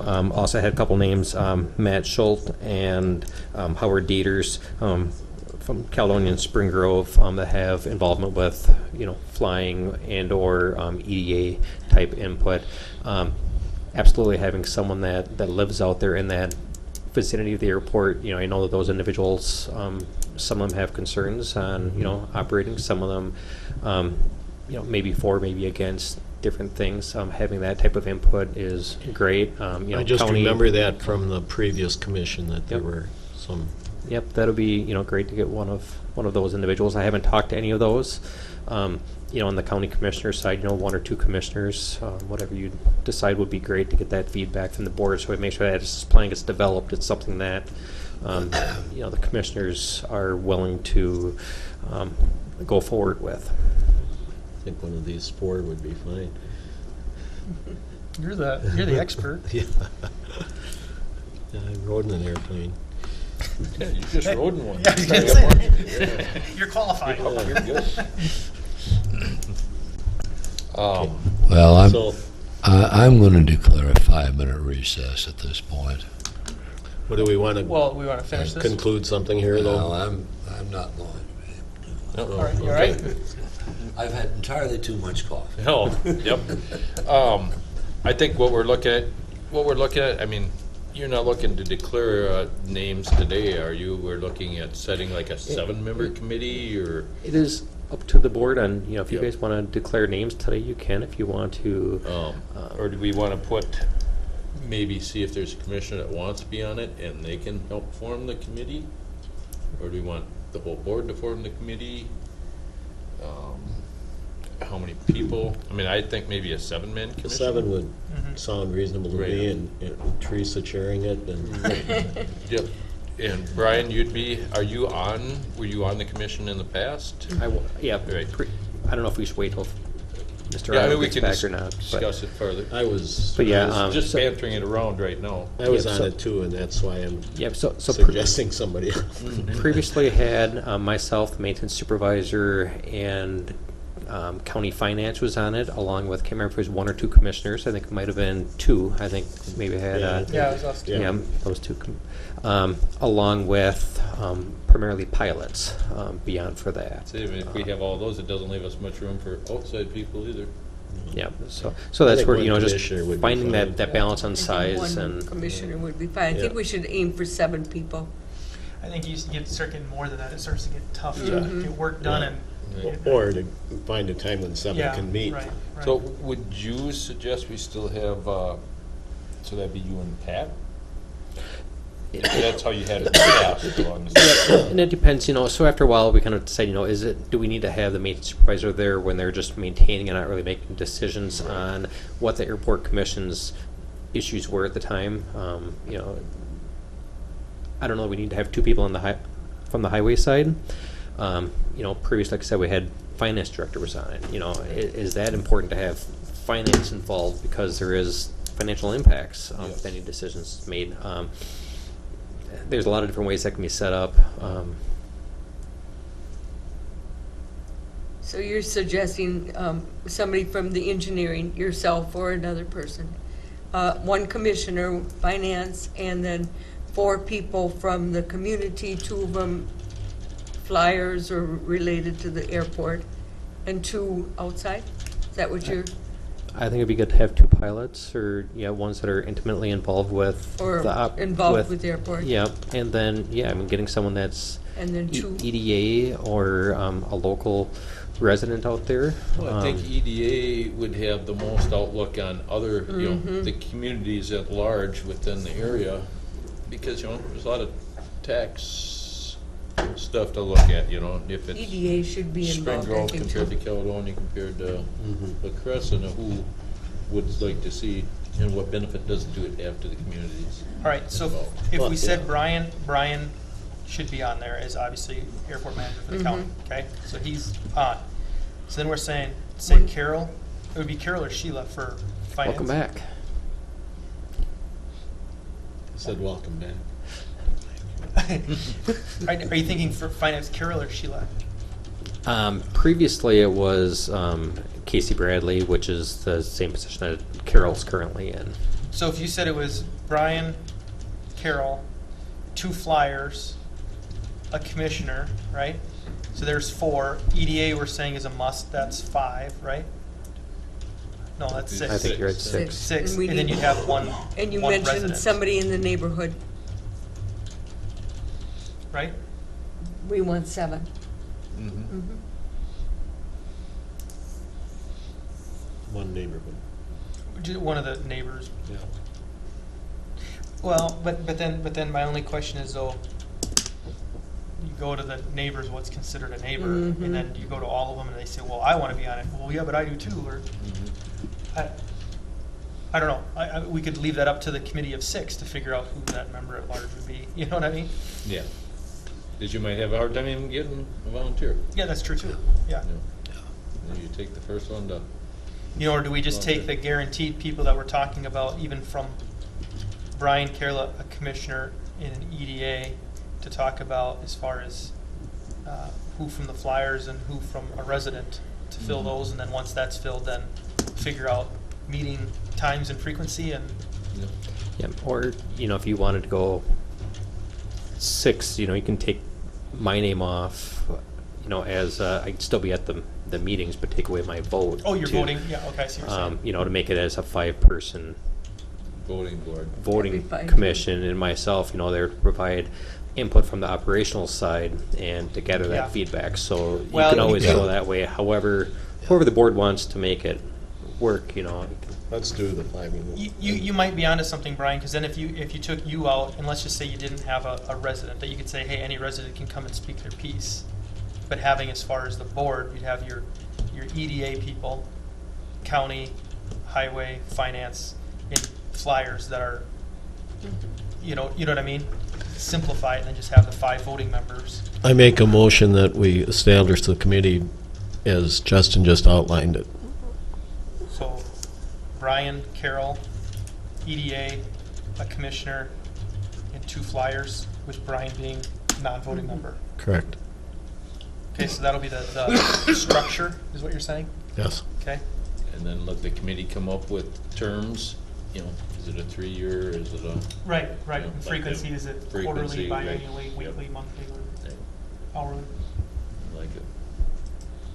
That, Any suggestions to that, Brian? Well, there's not a second to the motion. yet. Second, sorry. Sorry. Any questions to that, Brian? Okay. No, then, well, I shouldn't say no. Next question then would be, there's been a couple pilots that have been, flyers that have been talked to. There's been a couple people that have been involved with EDA. Do you want to have anyone else that you want me to talk to? Are those names sufficient? Do you want me to do anything as far as gathering for knowledge or input? Currently, all of the 4 individuals I mentioned, all of them are open and willing to serve the county in this role. Majority of them would prefer to have the meetings during the day. One said evenings probably preferred, but if it's during the day on a Friday, it would work for that person too. I told all 4 of them that, just because I'm calling them up, that does not mean that they're going to be selected or that those are the only individuals being looked at, so they know that they may or may not be selected. I also told them that as far as when the meetings are going to be, how many we have, that's all up in the air. So once the committee's formed, I think kind of let the committee decide when they're going to meet, how often is needed. I don't want to. Do you have 2 flyers on the list, or do you have more than 2 flyers on your list already? Contact. I believe Alan Schultz, Blaine Benzing, and is Matt Schultz? Is he? I don't know. Does he Matt fly? Schultz is the EDA guy Or, from sorry, Matt Schultz doesn't. Caledonia. Howard Dieters. Howard does he still Dieters fly or used to fly? Howard Dieters is an EDA guy from Spring Grove. He's not on the county EDA. He's on Spring Grove's EDA. I think he's also a flyer. Yeah, I think he's both. I don't know if he Which I still would think flies or that not, or they- if he. That might be to our advantage. Yeah, flying EDA. EDA and a flyer. The only thing that I will put for caveat out there is that you want to make sure that the committee's balanced, where you don't have, too much of one entity or another start pulling around and dictating the whole path of the committee. You want to make sure it's balanced. So, not opposed to Mr. Dieters being, serving in both the EDA and flyer role. Very good to have that perspective. Well, that's a city EDA, right? But I was, Yes. when they were saying EDA, I was hoping County. county EDA. Yep. Yeah, Matt Schultz is county EDA. Howard is not. Howard is Spring Grove So EDA. put Matt for EDA, okay? And then you have, say Howard Dieters, because he does bring EDA and flyers as one of the flyers. And then have somebody else from out at the airport that would like to be involved. I don't know. And maybe let the airport people select who they That's- want on it. Yep, and they gave me, or I got 5 names before. I'm not sure who was all talked to as far as airport personnel. The names were Alan Schultz, Blaine Benzing, Ed Chapman, Sandy. A lot of them don't live within the county though, correct? Yes, that's where I That was my I think the reservation, one that you person had lived- somebody from outside the county Yeah, there, and I thought, Yeah, no. I believe the one person lives in Mabel. One person, I believe, lives in Iowa but has a business in Caledonia. And the 5th person has been around this county a lot. I believe his current or previous residence was in Jordan, Minnesota. I don't know if he's moved down here or not. Why don't you just pick one? So, Al Schultz? I've dealt with, I shouldn't say I've dealt with, Lives in I've town, worked with lived in Al. town his whole life. Yep, I've worked with Al Schultz in the past. He's good to work with. good. I've never worked with Blaine Benzing. I believe he would be good as well, but Al Schultz Knows the would. name, but, I move for Al Schultz to fill the last position. So we've got the motion in the second one. Yep. Are we still? Okay. Finish that And off. then what about, Do we wanna just need- do the commissioner and then we're done with it? Yep. We're done. Yeah. It's in your district, right? No, is it, or? Yes. What do you think? I'm not volunteering on it. Yes. You're okay? Yep. Hesitancy there. I kind of expected it. Like, Well, and I can be your alternate. okay, Since there we go. I've got the flying background, yeah. so I can be your alternate. It's that I have none of. I did, like Jack, I've been on a plane, but Yeah, that's good experience. Okay. We've got a motion and a second, and I think we've got a committee established.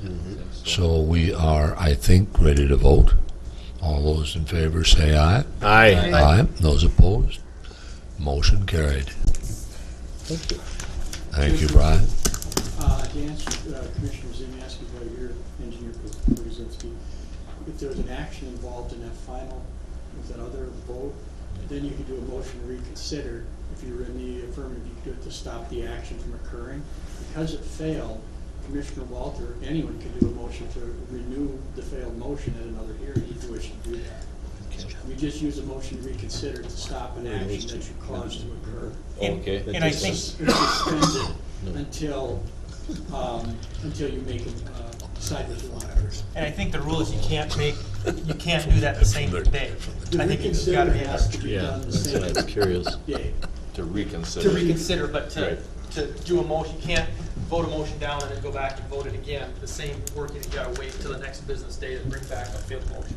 But certainly you could do, Commissioner Miller, the next meeting, or Right. Walters could do it the next meeting. Right. Yep, absolutely. I would do it if we wouldn't have discussion. Time frame to bring this back up then, if you do want it brought up again. If I get this stuff to you, say by the end of the week with updated numbers, I'm gonna guess you don't want to have it done next Tuesday.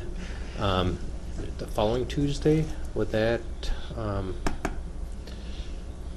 or do you have some type of time frame, or you'll just get a hold of me when you want me to come back with this, if you want me to come back with it?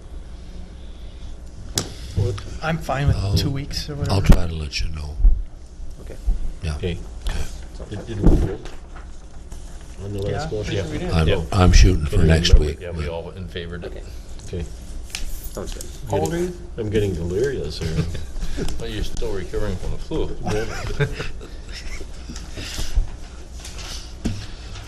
Okay. You're still young, tough, aren't I you? think we got a copy, everybody got a copy?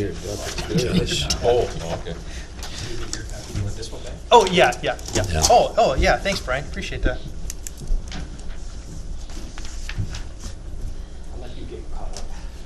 Good evening, Commissioners. Good evening. Good evening. It's a tough act to follow. Yeah.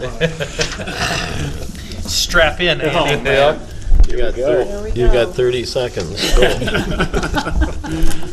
So we have, Andy's here for a couple of matters that are on the agenda from the HR side. And one is, we are very pleased to be able to report that we have been successful in locating a IT tech. And so we are requesting confirmation approval of hiring Shane Loken, L-O-K-E-N.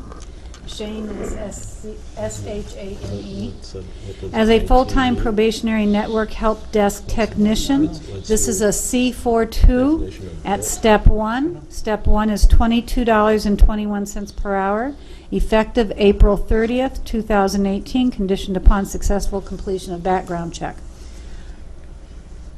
I'll make a motion to approve the hire of, and what did you say, Shane? Shane Loken, L-O-K-E-N. Second. Moved and seconded. Any further discussion?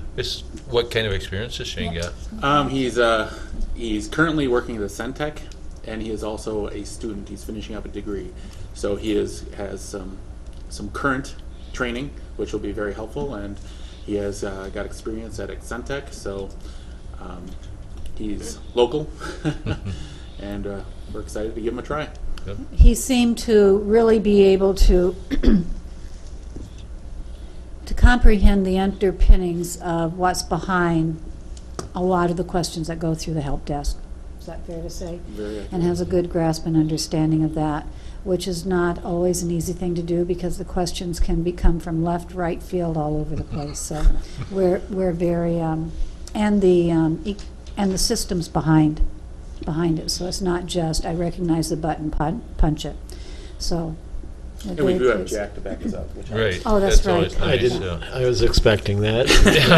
How's it go? Is he staying in school then and taking the full-time position? Now, he'll be No, graduated. he's going Oh, to be okay. graduating. Yeah, he's almost done. Okay. Yeah, Graduating from TC. Southeast Tech. Yeah. Good. We should vote. Oh, yeah, okay, I'm sorry. Yeah. All those in favor, aye? Aye. Those opposed? Motion carried. Yeah. Thank you very much. Good luck. Thank you. All he has to know is just turn it off and turn it back on. It helps. Reboot it, right? Rebooted. Rebooted.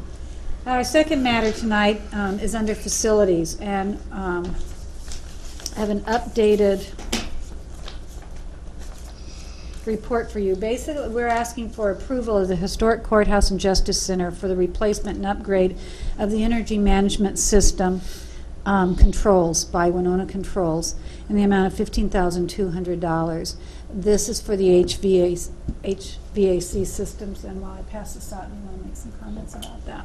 It's much like the door system. You know, the systems were put in place when the building was new, and it's a rotation maintenance thing. And lots have changed as far as controls, and this is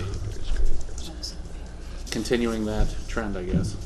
Are the old jail is hooked to this, or are you We're talking about the new courthouse? CJC. So Okay. the historic courthouse and the CJC. Okay. Okay. There's two pieces. Obviously, one is significantly more expensive than the other. That building is by far more elaborate in their air handling than this building. This building is. So what kind of length of time is this supposed to be good for? I would say probably 5 to 7. I think it's been a lot longer than that since we put a system in this building. It's been band-aided together, and it's the remote access for it is just that capability is not available any longer. And so,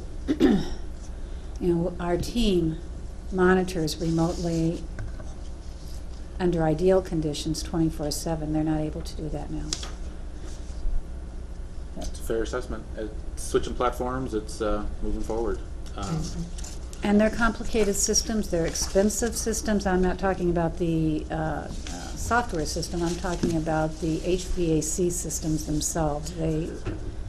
What we is need to- HDHC? Heat, vent, air conditioning. Oh, okay. Your So HVAC especially system? for the Yeah, I Justice Center, being a misunderstood. 24/7 residential facility, which is locked down over if you had a fire, we have a lot, there's a lot that these systems impact as far as control for airflow and all of that. So it's critical that we maintain them and maintain the ability to monitor them on a remote basis as well. I mean, because we don't have the team sitting here watching them. Then I would I make a don't think we'd motion want to that. approve the upgrade. This Second. also, I'd like to point out, is I believe the budget is. Oh, yes, this was foreseen. It's in the budget. We're not asking for new dollars. Good. We're just asking to spend them. Good. Could I have one of the handouts for the file? Yep, sorry, I did not make enough. I thought I had one off enough. Okay, been moved and seconded. Any further discussion? All those in favor signify by saying aye. Aye. Those opposed? Motion carried. Thank you, Commissioners. Tess, Yes. well, I'm thinking of it. I haven't heard anything about the old jail. We have reports we just recently submitted to the Historic Society. We have one more that I believe will be submitted this week on this building. And I need to talk with Andy on how I can get them, those reports compressed so that I can email them to you. Well, we were going to have a contractor look at the old jail renovation of one floor. Did that ever occur? It has not occurred to date because of the funding isn't there. Well, I don't think, I thought he'd do it gratis. They had looked at how much gratis they already have into the project. I think they determined that. I'll check with them and see No, where they're at. no, we were going to, there's going to be a contractor from La Crescent that said he'd be willing to come down and look at Well, that. let me follow up on that, Commissioner.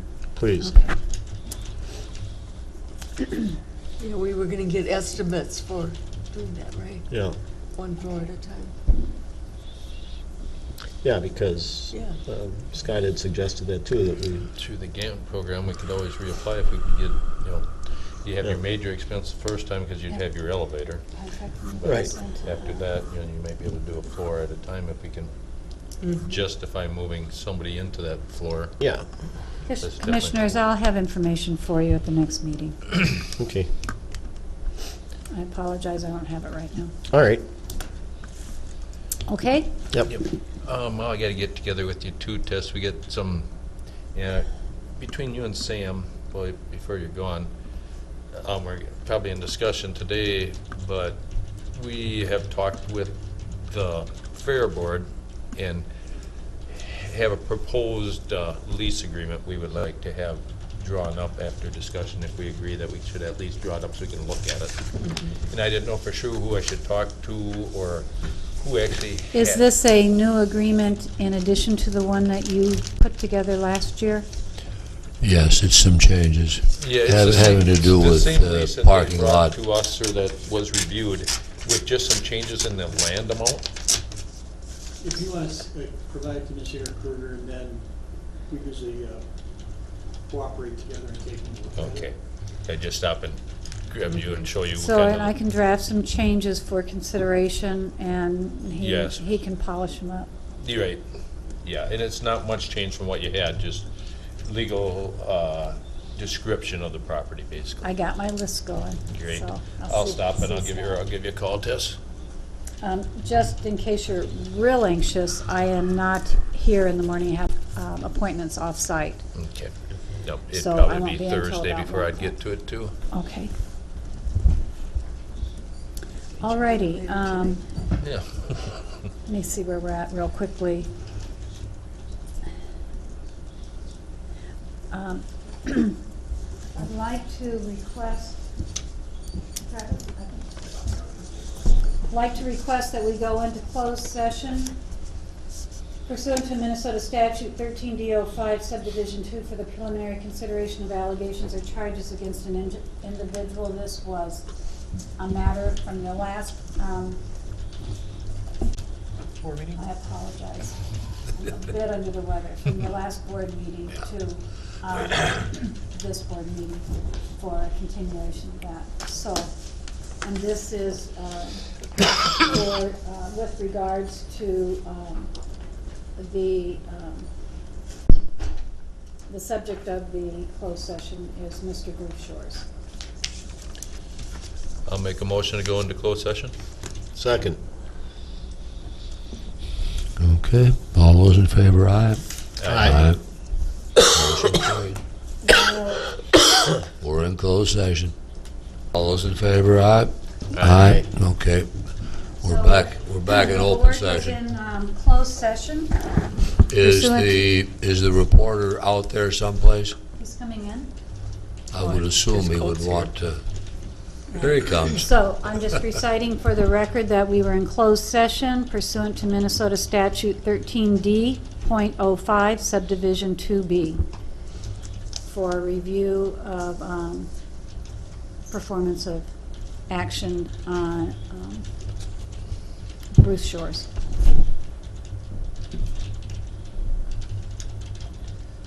With the information we had previously and the finding of facts that was available to us today, I would make a motion that we stand by our original termination of Mr. Shores. I'll second it. Moved and seconded. Any discussion? Hearing none, all those in favor, aye? Aye. Those opposed, same sign. Motion carried. I'm going to take back your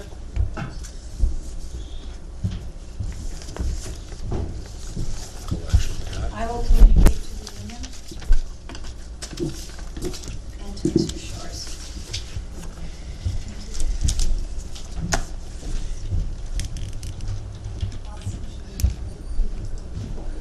Tess?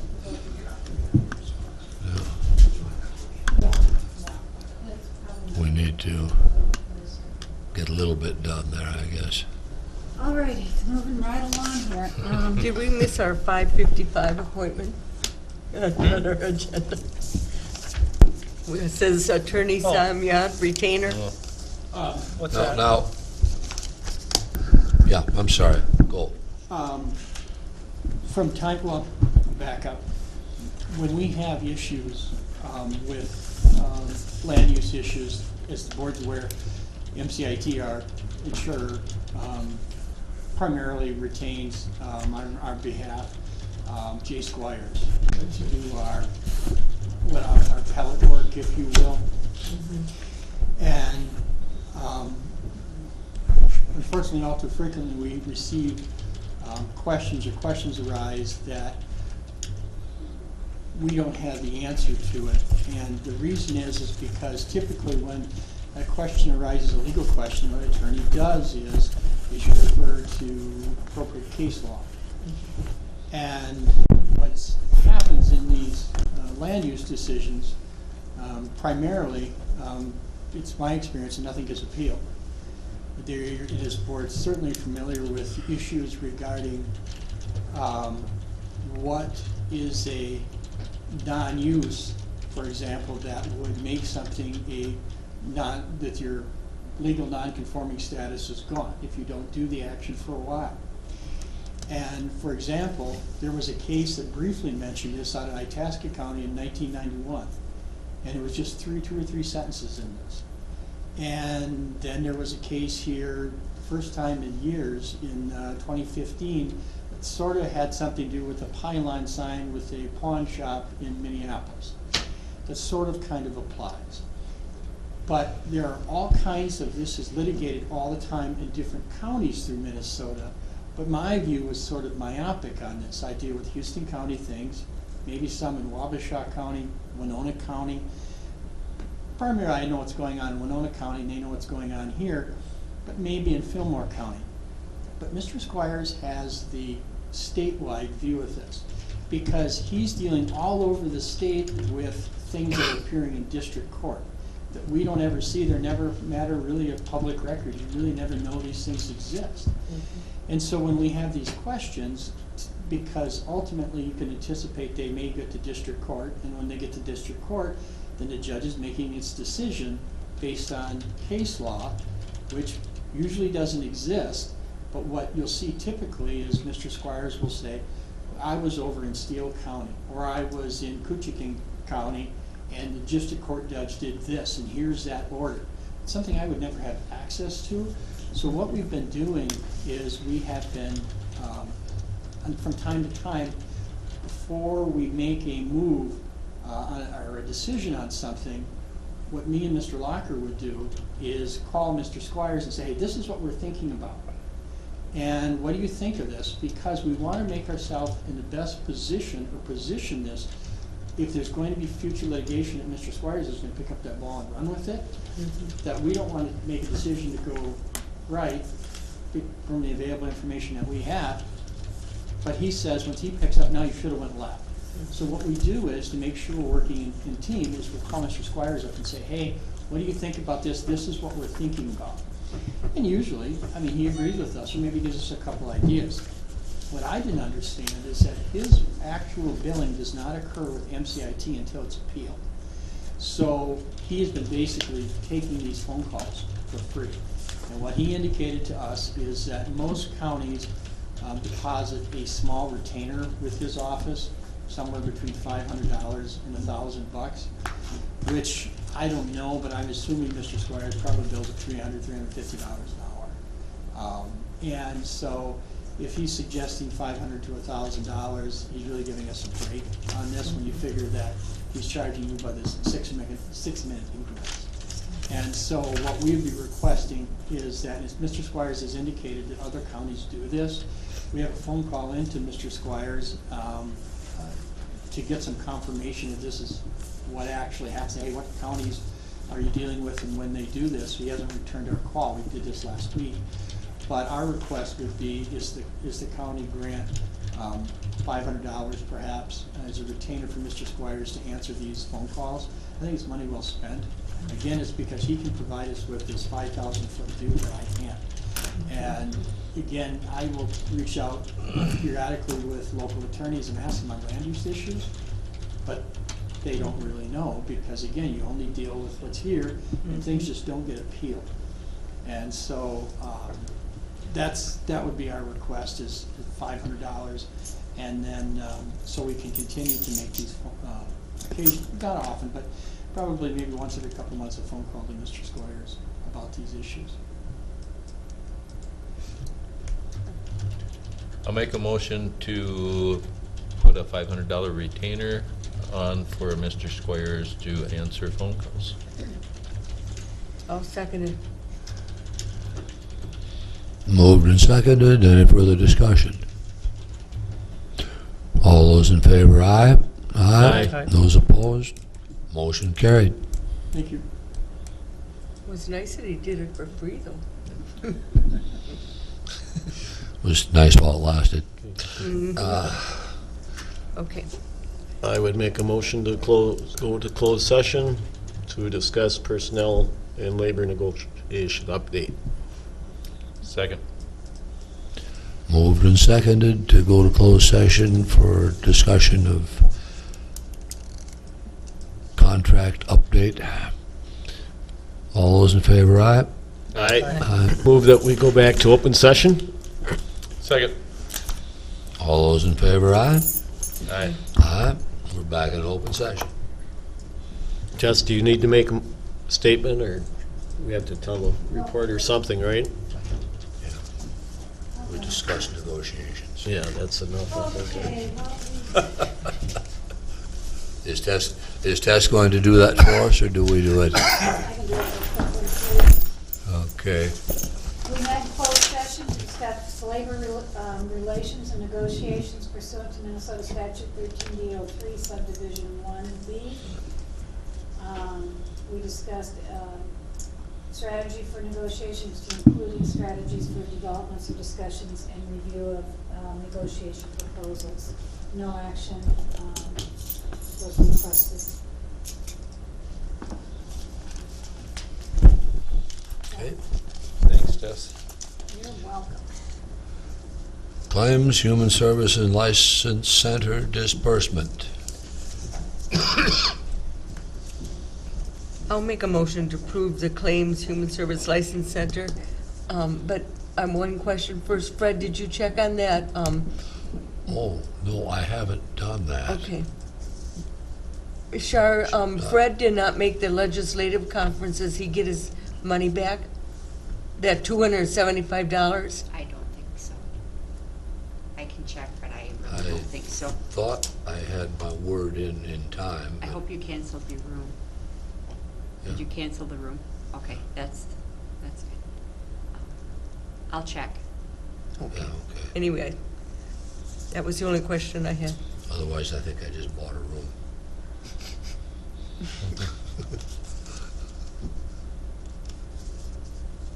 Second. Okay, all those in favor signify by saying aye. Aye. Aye. Those opposed, motion carried. Letter of understanding with the state auditor. I'll make a motion to approve the letter with the state auditor. Second. My understanding of that is that that service is available from private entities for less, but Yes. In fact, our most financial counties are- people are less than comfortable with the private entities, would rather stay with the state because But you know, I'm on Much that more 11 joint powers, 11 county joint power board, and I think we're the only ones using the state at this point because there's so much, they're twice as much as a private entity. Fillmore County, all of them have private auditors. Do you know what it costs? I don't know what ours cost I have to me, talk to Carol. but I know it's about half to go with the private. Okay. I was going to mention I happened to be here Monday when the auditor was here, and Carol asked if I would sit in and talk with her. I've met with her before, and just that she's very comfortable with our operation and Carol's performance and so forth. And so I think maybe that'd be a question that we maybe should address with Carol, to see if we could get the same. I mean, if we can save some money, I don't see why we wouldn't. Yeah, So, and don't know, like I said, I don't know what we pay for an auditor. Yeah, I don't know For the either. audit, or. You have any so how idea, much- Shar? How much could be saved? I want to say it's around 50,000, but I might be off. So you're Okay. saying up to It's a half lot. price? Okay, That's what a lot of the counties say, you have to put out an RFP for bids, yeah, have them bid on it and stuff. I'm not sure. well, let's Something we should be check discussing. into that. But I know Don't you that, think? there again, we had a long discussion about it, and if we do decide to go with a private one, we have to put in our request with the state by August 1st Okay, of an even year, which would be this year. Coming up, right. I remember Carol, I think, spoke on that at one time. So, Okay. but, I know Carol's comfortable with them. That right, but, Carl's been Do- doing it for years, but Do we it's, want to delay the motion on this until Carol can talk to us next week about it? well, I don't know that, we're not gonna change the letter at this point. We just have till August 1st to make a decision, I think, so. if we want to go with somebody else, but right now, Yeah. we should go with the county, Yeah. the state. Approve Okay. it, yeah. At least we know we have somebody. Yeah, Right. okay, okay. Because they're gonna do the 2017s. Yeah, was there, Mhm, yeah, right. was there a motion to I approve? made a motion to approve it. And I second. Okay. Okay, moved and seconded, all those in favor, aye? Aye. Aye, those opposed, motion carried. Make a motion to approve the consent agenda. I'll second it. Discussion? All those in favor, aye? Aye. Okay.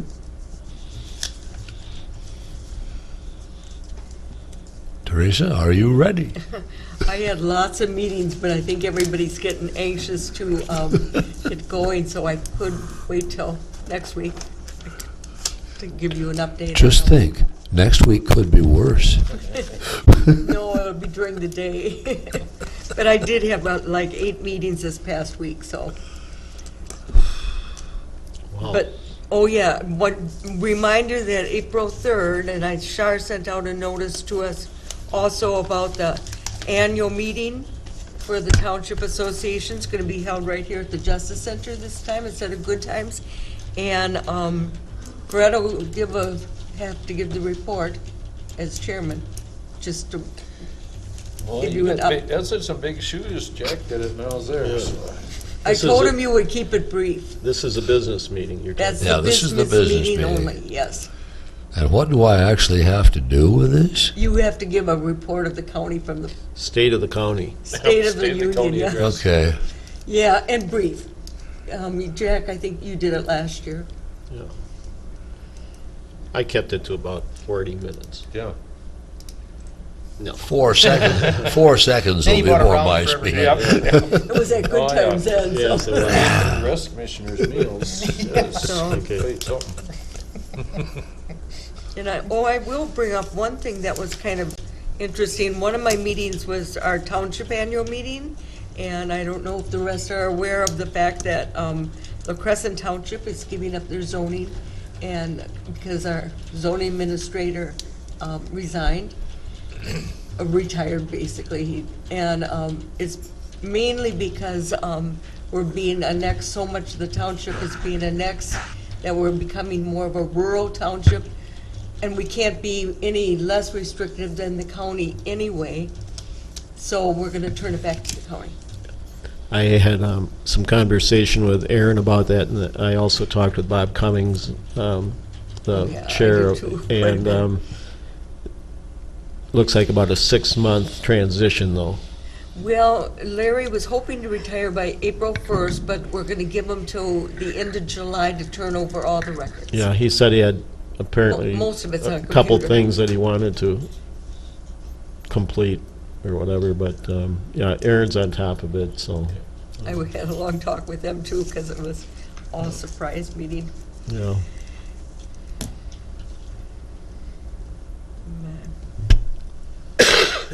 The rest I'll report on next week. Okay. Give us something to look forward to. Just would like to quick run over, had discussions with the Fair Board.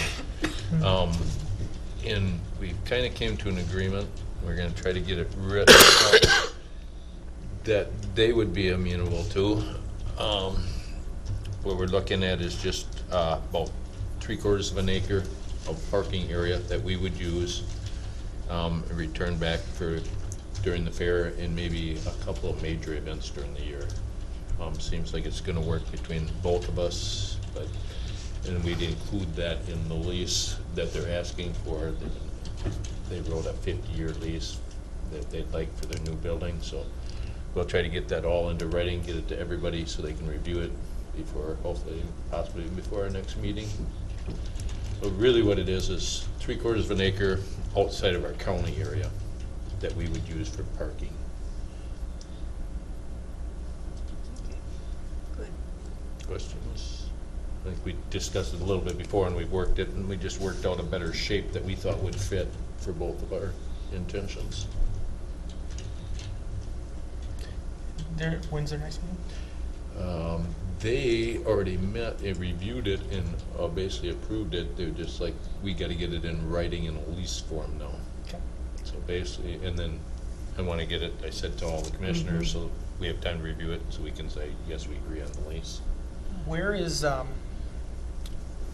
speaking of the Fair Board, where is things on their proposed building? They're, Fred, you were just at the last one again, I'm sure you know more Their than buildings? The Fair Board building, where they're at their project, you know? I was at the last meeting, and the thing is stuck on financing at this point. Do you know how much they've raised so far? Well, I mean, the finance committee supposedly met, but they hadn't even notified one of their lead people that they were having a meeting. And he saw one of the others a few days later and wondered if they were ever going to have a meeting. So it's a tad bit disorganized at this point, and of course, that's where it needs to be well organized, is in the money-raising end of it. And so I don't really know what's going to happen. It sounds like they got a sizable donation though, right? Like, Oh, sure, they've got. And I know the They've township. had, I'm guessing they probably have a pretty solid promise for approximately 1/3 of the cost of the building at this point. But they've been stuck basically on that for a couple of months, and that committee hasn't done much since then, so I just don't know. Township, the Crescent Township gave them a nice donation last Tuesday also. Yeah, the townships consistently gave the fair a fairly sizable chunk of change, but not, I don't know if La Crescent's was earmarked for the building fund or not. No, it's not. I think that's just operating money. Well, it's for And whatever they what want I'm to use it talking, for. what I'm talking about now is the building fund situation. So I'm optimistic about the fair as far as their operating funds are concerned. I'm, at this point, kind of nervous about the building fund. I'll know a little Would bit that more. affect on our- I'll know a little bit more next month, but I'm nervous at this point. Would that affect on our thoughts on a 50-year lease? Pardon me? Would that have effects on our thoughts of a 50-year lease? I don't think so. At this point, no.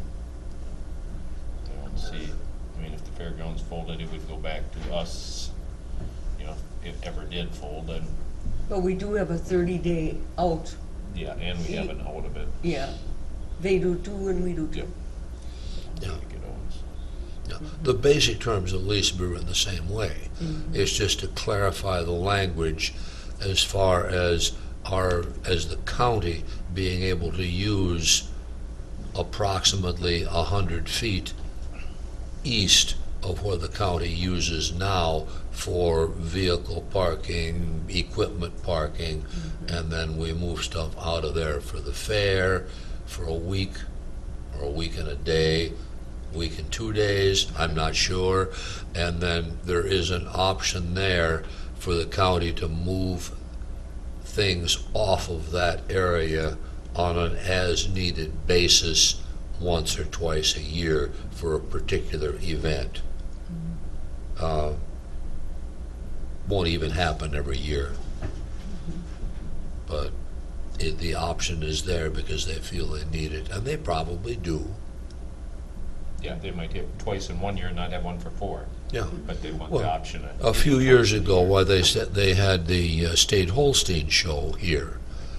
Well, that took up pretty much all the parking for either 1 or 2 days. But that hasn't been back. I don't know when it'll come back, if it will. Who knows? Before I forget, Jack, I think we need to schedule a meeting for campgrounds, parks meeting, before we get going for this season. Yeah, good idea. We really haven't talked again about Wildcat. Yeah. Be a good idea. I was down in Prairie du Chien near their boat launch. We went down to see Fort Crawford. So I We want don't a think big- we've even got And they that have on a the big books sign yet, up do for we? $7 for a daily fee, 20-something for a year. We should get Posted. moving if we're gonna do that. We, maybe first week in April, Should work, Shar? talk to that guy if you run into him. What's the guy from the Crescent's on the committee? Walters, Yeah, yeah, Dick. Oh, yeah, that guy. See if he's available. Nice I don't guy. recall that guy. He's a- Pretty decent guy. Good idea.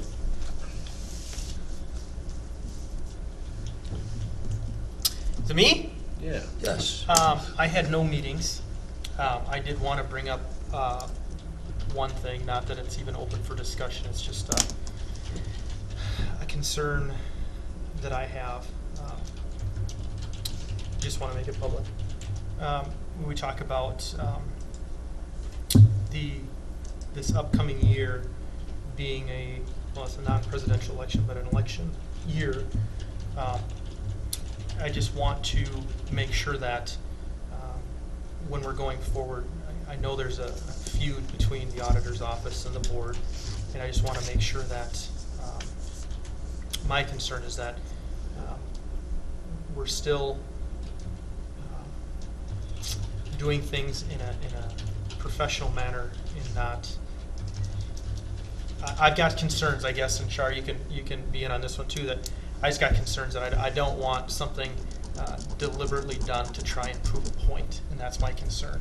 I have no idea what you're talking about. What I'm saying is, when we talk about overtime in the auditor's office, because we have one less person in there, I want to make sure it's legitimate overtime and not that it's being stacked up to try and prove a point. Of Same course thing. not. Okay, but I have that concern. And Well, when we you talk don't about, need to. I well, am professional, and I'm not going to pull stuff like that. And I did not ask the Township Association to adopt a resolution. okay, but I have reason why I'm concerned. And when we talk about the elections coming up, I want to make sure that it isn't being, certain things not being done or being done in a certain manner to prove a point that, see, this is why we need an extra person. And I got to make sure that that's not done. It is not. Okay, but I've got concerns from things that have happened in the past You don't need to. that would lead to that Then reason. why don't you come and talk to me about it? Well, I guess for the same reason that you haven't really talked to me about it either. I mean, you sued the board instead of talking about it, so, That's ridiculous. I've tried many times to talk to you. yeah, and Let's move I on, and I okay? talked to you. Let's But- move on. But I have a concern, and that's my Yeah, concern, and I okay. want it public that the way that things are going, I want to make sure that it's done that way. And like I said, there's been other things that have happened that lead me to believe that could be a potential outcome, and I just want it on the record. That's enough, Justin. Yeah, point taken. Justin? Yeah. Have you talked to anybody about the county administrator Yes. thing?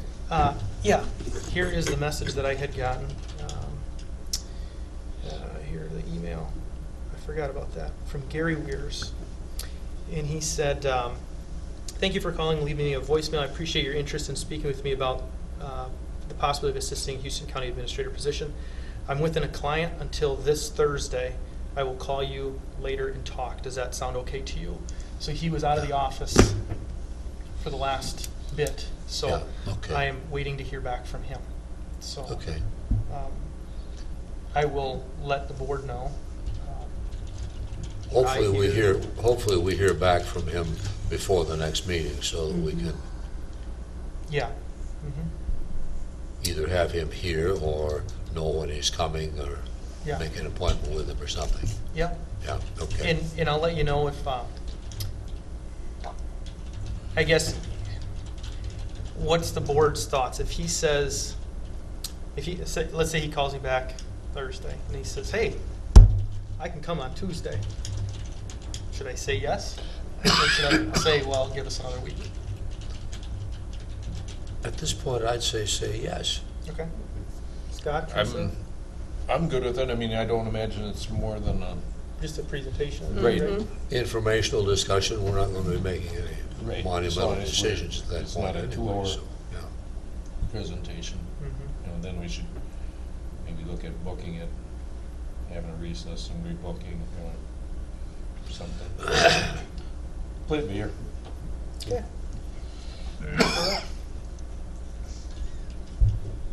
Mr. Miller? Yeah, I don't have any meetings to report. I guess I would issue an apology to the board and to my constituents because I'm going to be missing another meeting next week.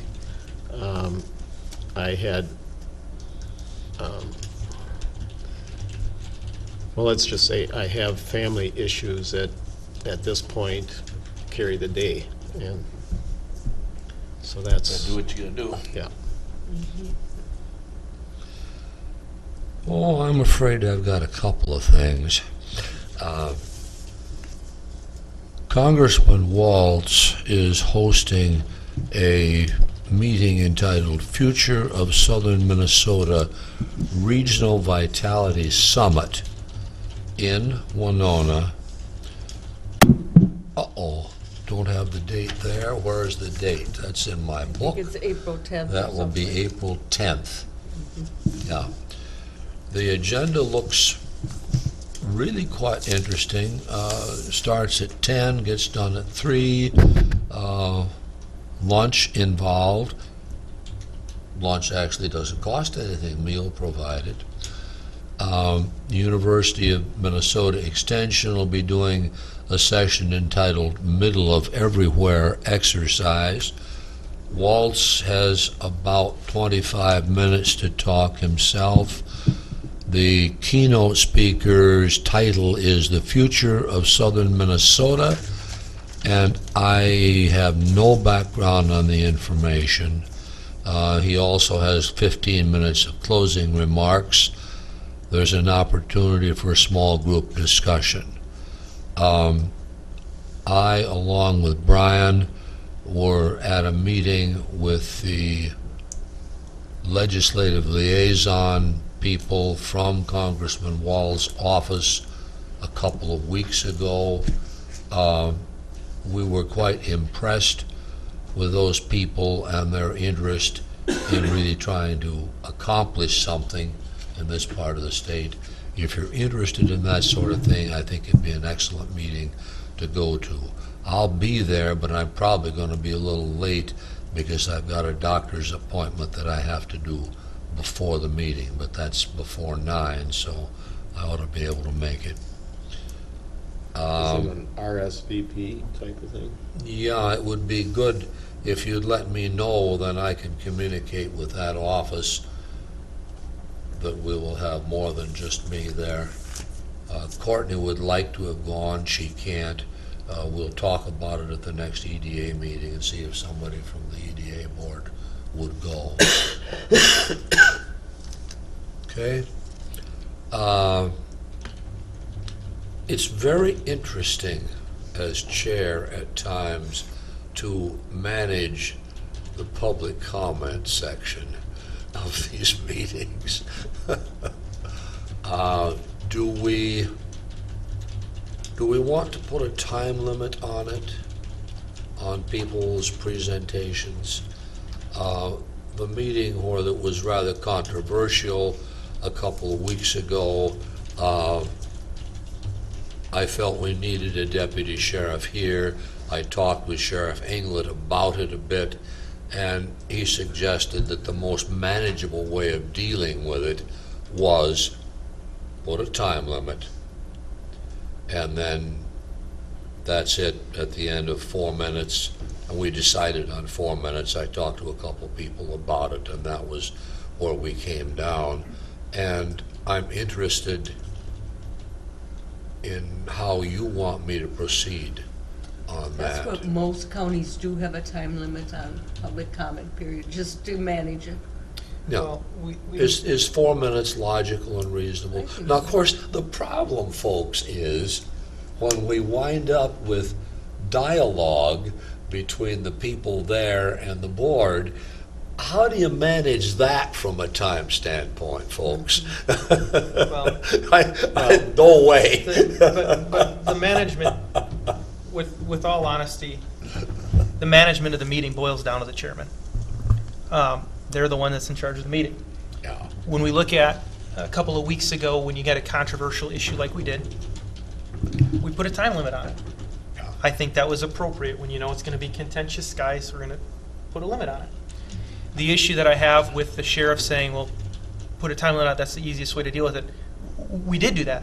But then when you have the people that don't want to adhere to those rules, and when you're banging on the gavel saying that's enough, your time's up, and they continue to argue back and forth, that's when you need the sheriff or somebody here to assist in. Yeah, and you noticed that. at that particular meeting, the deputy was starting to move. Yep.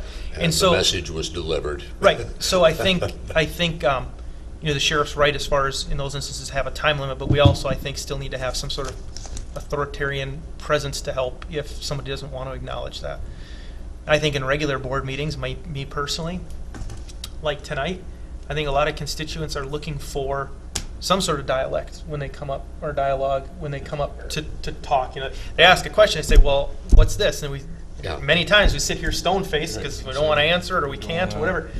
I think that's what gets frustrating. So I think the dialect can happen, and then I think it's just up to the chair to say, okay, we got to keep going. That's and, enough. Yeah. Okay. You know, and I'm fine with. And that's sort of what I did. I And, probably and, let it go and a Fred, little bit too long. you haven't had any issues Well, telling me to you shut up in the didn't past. I don't think they're Yeah. going to do it in the future, Okay. right?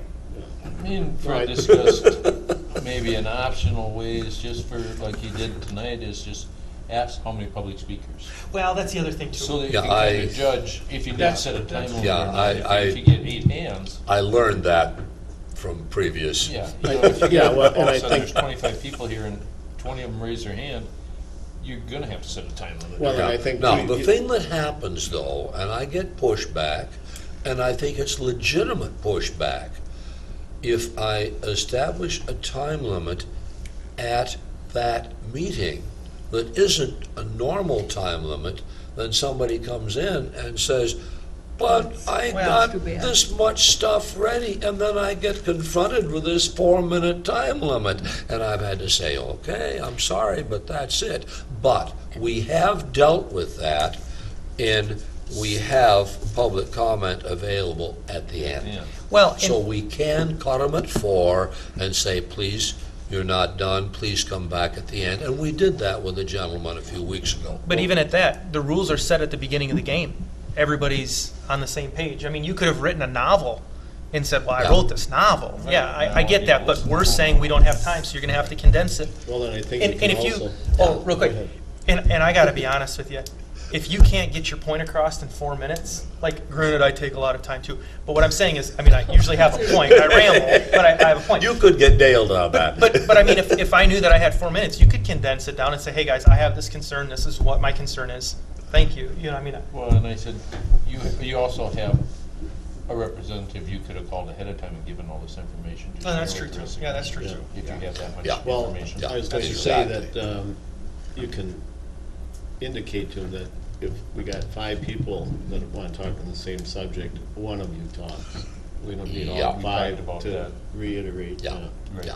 They And stand then, up and say, my name, I agree. and then from planes, trains, and automobiles, I've got an idea. Why don't you have a point? Okay. Is this age discrimination? I'm getting ganged up here as a little guy, a young guy. I was at a Southeast Minnesota Water Board meeting a couple of weeks ago, and it looks like the funding there will be okay. They aren't quite as well off as the one something. But anyway, the thing that's local, that's in pretty good shape financially. The Southeast thing is not quite that well off, but I think it's going to be all right, and it's getting its job done, and it will continue to get its job done. So that's going to be all right. Good.